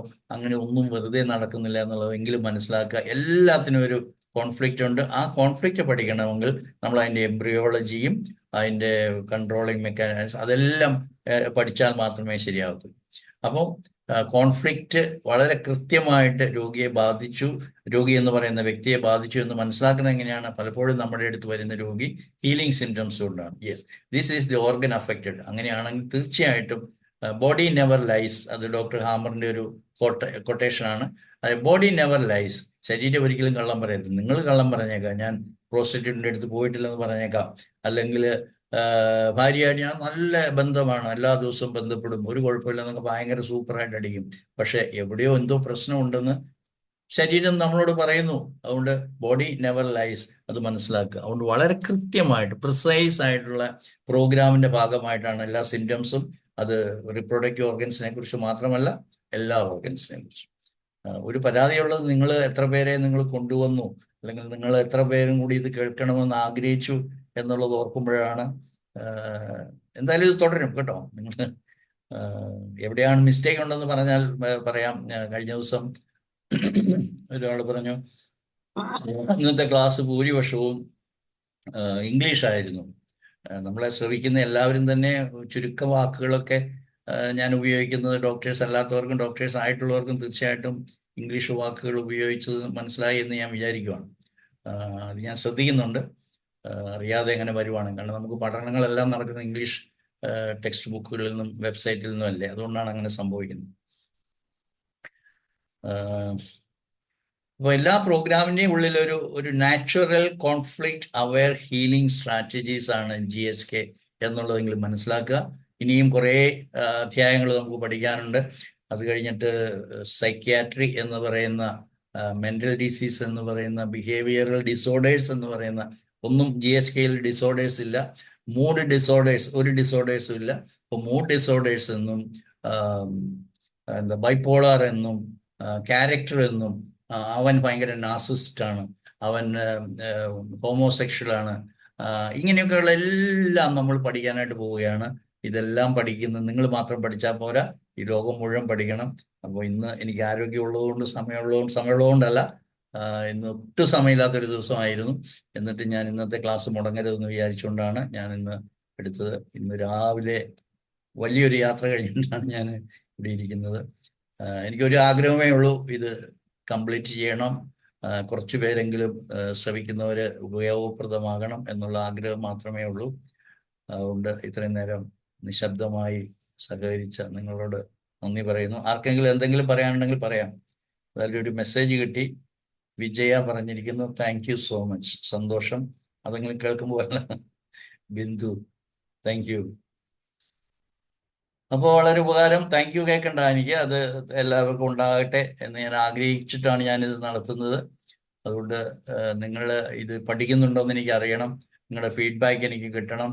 നിങ്ങളുടെ ജീവിതത്തിൽ, നിങ്ങളുടെ ക്ലിനിക്കിലെ ഒരു കേസ് എനിക്ക് ഒരു GNM അനുസരിച്ചിട്ട് എനിക്ക് മാനേജ് ചെയ്യാൻ പറ്റി, അല്ലെങ്കിൽ എനിക്ക് മനസ്സിലാക്കാൻ പറ്റി എന്ന് നിങ്ങൾ പറയണം എന്നൊക്കെയാണ് എൻ്റെ ആഗ്രഹം.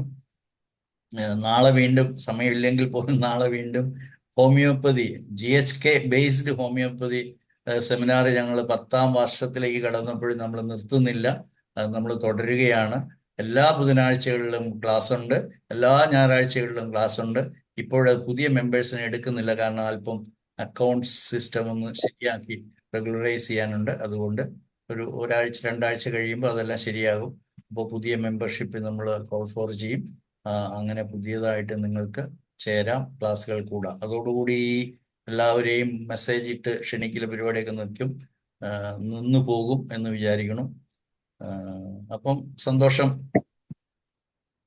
നിങ്ങൾ പറയാനുണ്ടെങ്കിൽ പറഞ്ഞോളൂ, ഇല്ലെങ്കിൽ നമുക്ക് നിർത്താം. Ajoy is my mentor. ഞങ്ങളുടെ ഗ്ലോബൽ GSKയുടെ നെടുംതൂണാണ്. അദ്ദേഹം ഒരു അഡ്വക്കേറ്റ് ആണ്. അദ്ദേഹം എൻ്റെ നാട്ടുകാരനാണ്, ബോംബെയിലാണ് താമസം.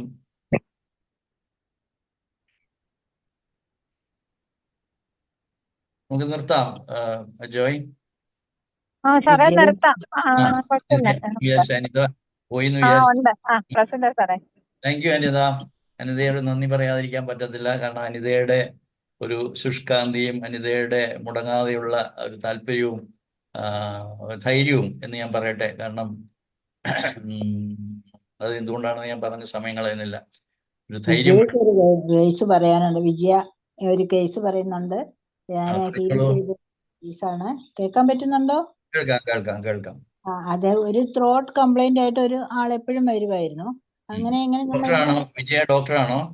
അതെ അതെ, നമ്മള് അപ്പ് ആൻഡ് ഡൗൺ ആയിട്ട് പഠിച്ച ആൾക്കാരാണ്. സീനിയർ ആണ് ഡോക്ടർ. അവിടെ അപ്പൊ ത്രോട്ട് കംപ്ലൈന്റ് ആയിട്ട് കൂടെ വരുമായിരുന്നു. അപ്പൊ മെഡിസിൻ കൊടുക്കും, കുറയും. അങ്ങനെ പോയി ഒരു ദിവസം പറഞ്ഞു, ഞാൻ വളരെയധികം സംസാരിച്ചതിന് ശേഷമാണ് എനിക്ക് ഇങ്ങനെ വരുന്നതെന്ന് പറഞ്ഞു. അങ്ങനെ പറഞ്ഞു ഞാൻ ചോദിച്ചു വന്നപ്പോ ഒരാളുമായിട്ട് ശകലം വഴക്കുണ്ടാക്കുന്ന രീതിയിലാണ് സംസാരിച്ച. അത് കൂടെ ഉണ്ടാകുന്ന ഒരു ബിസിനസ്സുകാരനാണ് അദ്ദേഹം. അങ്ങനെ അത് മനസ്സിലാക്കിയിട്ട് ഞാൻ അപ്പൊ അത് പറഞ്ഞു കൊടുത്തു. അത് കഴിഞ്ഞ് 2 ദിവസം കഴിഞ്ഞപ്പോ വീണ്ടും അദ്ദേഹം വന്നു, കണ്ണിൽ ഒരു കുരുവായിട്ട്. അപ്പൊ വീണ്ടും ഞാൻ ചോദിച്ചു, എന്താ ആ മനുഷ്യനെ ഇനി ഒരിക്കലും കാണണ്ടെന്ന് നിങ്ങൾ വിചാരിച്ചിട്ടുണ്ടോന്ന് ചോദിച്ചു. അപ്പൊ ശരി, അന്ന് ആദ്യം സമ്മതിക്കത്തില്ലായിരുന്നു, പിന്നെ സമ്മതിച്ചു. ഞാനത് അറിയാൻ വേണ്ടി ചോദിക്കുന്ന, ഞാനൊരു സിസ്റ്റം പഠിക്കുന്നുണ്ട്, അതിന്റെ ഭാഗമായിട്ട് ചോദിച്ചാന്നൊക്കെ പറഞ്ഞപ്പോ പറഞ്ഞു. അങ്ങനെ എനിക്ക് അങ്ങനെ ഒരു കേസ് അവിടെ ഉണ്ടായി. അപ്പൊ കൺകുരു പോവുകയും ചെയ്തു. പിന്നെ ഇതുവരെ അദ്ദേഹം 1 മാസത്തോളായി ട്രീറ്റ്മെന്റിന് വന്നിട്ടില്ല. കൂടെ വന്ന് മരുന്ന് വാങ്ങിക്കുന്ന ഒരാളായിരുന്നു. ഏതായാലും അവരുടെ ഫാമിലി മുഴുവൻ എന്റെ ട്രീറ്റ്മെന്റിലാണ് പോകുന്നത്. അദ്ദേഹത്തിന് വളരെ സന്തോഷമായി. കണ്ണിന് താഴെയുള്ള കറുപ്പൊക്കെ മാറി, എനിക്ക് ക്ഷീണം കുറഞ്ഞു എന്നൊക്കെ അദ്ദേഹം ഇങ്ങനെ പറയുകയും ചെയ്തു. ഞാൻ ഇന്ന് ടേക്ക് ഹോമായിട്ട് ഞാൻ എൻ്റെ ഒരു കേസ് പറയാം. പെട്ടെന്ന് തീർക്കാവുന്നതുകൊണ്ട് ഞാൻ പറഞ്ഞേക്കാം. ഞാൻ പോലും അത്ഭുതപ്പെട്ട ഒരു കേസ്. ഞാൻ ഇന്ന് സംസാരിക്കുന്നത് കൊച്ചിയിൽ നിന്നാണ്. എനിക്കിവിടെ ഒരു വീടുണ്ട്. കണ്ണൂരിൽ നിന്നാണ് ഞാൻ കഴിഞ്ഞ ശനിയാഴ്ച രാത്രിയിൽ എനിക്ക് പോരേണ്ടി വന്നു. ഞാൻ എന്നും യാത്ര ചെയ്യുന്നത് ബസ്സിലാണ്. അപ്പോൾ ഞാൻ സ്ഥിരമായിട്ട് 10:15 ബസ്സിലാണ് തളിപ്പറമ്പിൽ നിന്ന് കയറി ഒരു 5:30-6 മണിയാകുമ്പോൾ എടപ്പള്ളിയിലെ ലുലുവിൻ്റെ ഓപ്പോസിറ്റുള്ള എൻ്റെ വീട്ടിൻ്റെ മുമ്പിൽ വന്നിറങ്ങി. അപ്പോൾ ശനിയാഴ്ച അവർ പകല് വിളിച്ച് ബസ്സുകാർ പറയുകയാണ്, ഡോക്ടറുടെ സ്ഥിരം സീറ്റ്, എനിക്കൊരു ലോവർ ബർത്തിൽ സ്ലീപ്പറാണ് ഞാൻ വരുന്നത്. അപ്പം എനിക്ക് L1 എന്ന് പറയുന്ന അവർ റിസർവ് ചെയ്തിരിക്കുന്നതാണ്. അതില്ല ഡോക്ടറെ, കാരണം വണ്ടി ബ്രേക്ക് ഡൗൺ ആയി, അതുകൊണ്ട് വേറൊരു വണ്ടിയേ ഉള്ളൂ. അപ്പോൾ ഡോക്ടർക്ക് ഒന്നുകിൽ 2 ബെഡ് ഷെയർ ചെയ്യാം ആരുമെങ്കിലും ആയിട്ട്, അല്ലെങ്കിൽ ഒരു സിംഗിൾ വേണമെന്ന് നിർബന്ധം ഉണ്ടെങ്കിൽ അപ്പർ ബർത്തേ ഉള്ളൂ എന്ന് പറഞ്ഞു. അപ്പോൾ ഞാൻ കൺഫ്യൂസ്ഡായി. എനിക്ക് എന്തായാലും ഷെയർ ചെയ്യാൻ താല്പര്യമില്ല, എനിക്ക് സുഖമായിട്ട് ഉറങ്ങണം. അതുകൊണ്ട് ഞാൻ അപ്പർ ബർത്ത് പ്രിഫർ ചെയ്തു. അത് കഴിഞ്ഞിട്ട് ഞാൻ ഉച്ചയ്ക്ക് ആരോടും പറഞ്ഞില്ല, വൈഫിനോട് പറഞ്ഞില്ല, മോളോട് പറഞ്ഞില്ല, ആരോടും പറഞ്ഞില്ല. ഞാൻ തന്നെ അതൊരു കോൺഫ്ലിക്റ്റ് ആയി കൊണ്ടുവന്നു. വീഴുമെന്നല്ല, പക്ഷെ വീണാലോ എന്നൊക്കെ വിചാരിച്ചോ എനിക്കറിയത്തില്ല. എന്തായാലും അപ്പർ ബർത്തും ലോവർ ബർത്തും തമ്മിലുള്ള ആ ഒരു ക്ലാഷാണ് എനിക്കുണ്ടായതെന്ന് മനസ്സിലാക്കാനായിട്ട് എനിക്ക് 1 മണിക്കൂറോ അല്ലെങ്കിൽ 2-3 മണിക്കൂറോ എടുത്തു. ഞാൻ ഉച്ചയ്ക്ക് ഒരു സിയസ്റ്റ, ഒരു ഉറക്കം കഴിഞ്ഞു. എണീറ്റപ്പോഴും എൻ്റെ തലകറക്കം പോകുന്നില്ല. തലകറക്കമാണ് എൻ്റെ കംപ്ലൈൻറ്റ്, ഭയങ്കരമായ തലകറക്കം. ഞാൻ അന്വേഷിക്കുവാണ് എന്താണ്, ഫിയർ ഓഫ് ഫാളിങ്. എനിക്ക് ഒന്നും കണ്ടുപിടിക്കാൻ പറ്റിയില്ല.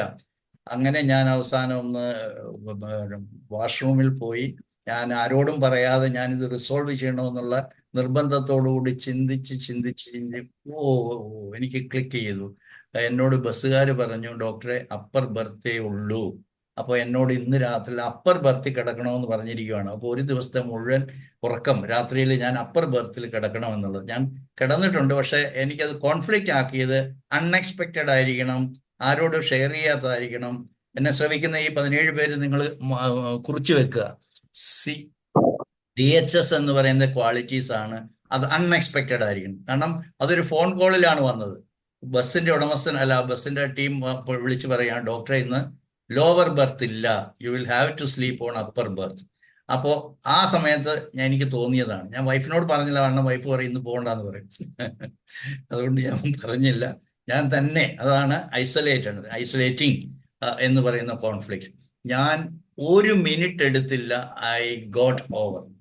1 മിനിറ്റ് കൊണ്ട് എൻ്റെ കോൺഫ്ലിക്റ്റ് എനിക്ക് മനസ്സിലായി. ഞാൻ അതിനെ അഡ്രസ്സ് ചെയ്തു. വാട്ട് ഈസ് ദർ, എനിക്ക് വേണമെങ്കിൽ അപ്പർ ബർത്തിൽ കിടക്കാം, പക്ഷെ വന്നത് എനിക്ക് ലോവർ ബർത്ത് കിട്ടി, പക്ഷെ അപ്പർ ബർത്തിൽ കിടക്കാം, ഒരു കുഴപ്പമില്ലെന്ന് ഞാൻ പറയുകയും ഇതാണ് കാരണമെന്ന് ഞാൻ തിരിച്ചറിഞ്ഞ ആ ഒരു നിമിഷം എൻ്റെ അസുഖം മാറി. നിങ്ങൾ എന്നെ ശ്രമിക്കുന്നവർക്ക് ഞാൻ ഇതൊരു ഗിഫ്റ്റായിട്ട് തരികയാണ്. You can learn it and you can be benefited from this great great great knowledge. ഞങ്ങളുടെ ലിവിങ് GHKയിലെ ഡോക്ടർ ദിനേശ് സാമുവൽ ഫ്രം കോയമ്പത്തൂർ, അദ്ദേഹം ഒരു ഹോമിയോപ്പതി ഡോക്ടറാണ്. അദ്ദേഹം ഒരിക്കൽ വല്ലാതെ അസ്വസ്ഥതപ്പെട്ടു. അദ്ദേഹം ഒരു സെമിനാർ എടുക്കേണ്ട ദിവസമായിരുന്നു. ഞാൻ വിളിച്ചപ്പോൾ അദ്ദേഹം ഒട്ടും മൂഡിലല്ല. അദ്ദേഹം പറഞ്ഞു, എനിക്ക് വയ്യ ഡോക്ടറെ, ഞാൻ ആകെ വിഷമിച്ചിരിക്കുവാണ്. എന്താണ്? പുള്ളിക്കാരൻ പറഞ്ഞു, രാവിലെ മുതൽ ഞാൻ തലകറക്കമാണ്. അപ്പൊ ഞാൻ പറഞ്ഞു, what is the fear of falling?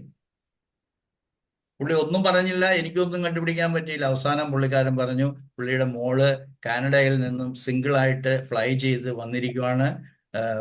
ഇസ്താംബൂളില് ടർക്കിയില് ലേഓവറാണ്, change ചെയ്യണം ഫ്ലൈറ്റ്. അവിടെ വരെ അവളെ കോണ്ടാക്ട് ചെയ്തിരുന്നു, പക്ഷെ ഇപ്പോൾ രാവിലെ മുതൽ ഇതുവരെ അവളെ കോണ്ടാക്ട് ചെയ്യാൻ പറ്റുന്നില്ല. Got disconnected. ഒരപ്പൻ എന്നുള്ള നിലയിൽ, ഒരു പിതാവ് എന്നുള്ള നിലയിൽ ആകാശത്തൂടെ പറന്നു വന്ന മോള് ഒരു നിമിഷത്തിൽ ഡിസ്കണക്റ്റഡ് ആയതായിരുന്നു അദ്ദേഹത്തിന്റെ കോൺഫ്ലിക്റ്റ് എന്ന് ഞാൻ പറഞ്ഞു കൊടുത്തു. അദ്ദേഹം ആ സെമിനാറിലല്ലേ, അജയ് കേട്ടതല്ലേ, ആ സെമിനാറിൽ അദ്ദേഹം അത് അവതരിപ്പിച്ചു. എനിക്ക് വലിയ സന്തോഷമുണ്ടായ കാര്യമാണ്. ഇങ്ങനെ ധാരാളം പേഷ്യൻസിനെ ഹെൽപ്പ് ചെയ്യാനായിട്ട് സാധിക്കുന്നുണ്ട് എന്നുള്ള സന്തോഷത്തിലും ആ ഒരു കോൺഫിഡൻസിലുമാണ്, സമയമില്ലെങ്കിലും 17 പേരാണെങ്കിലും ഞാൻ ഈ ക്ലാസ് എടുക്കുന്നത് തുടർന്നുകൊണ്ട് പോകും എന്ന് തന്നെയാണ് എൻ്റെ ആഗ്രഹം. എൻ്റെ വീക്ക്നെസ്, എൻ്റെ എന്താ കുറവെന്ന് പറഞ്ഞാൽ ഞാനത് കറക്റ്റ് ചെയ്യാനായിട്ട് ശ്രമിക്കാം. എൻ്റെ മലയാളം ലാംഗ്വേജ് ആണോ, ഇംഗ്ലീഷ് മിക്സ് ചെയ്തിട്ടുള്ള മംഗ്ലീഷ് ആണോ, എന്താണ് കുഴപ്പമെന്നുള്ളത് പറയുക. അല്ലെങ്കിൽ ഇത് ധാരാളം പേര് കേൾക്കേണ്ട ഒരു ശാസ്ത്രമാണെന്ന് എനിക്ക് ഉത്തമ ബോധ്യമുണ്ട്.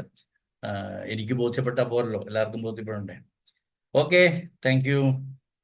ഇത്രയും നേരം ശ്രമിച്ചതിന് എല്ലാവർക്കും ഒരിക്കൽ കൂടി നന്ദി പറയുന്നു. 10:30 നിർത്താം. Thank you, sir. Thank you. Thank you, sir. Thank you for a nice session.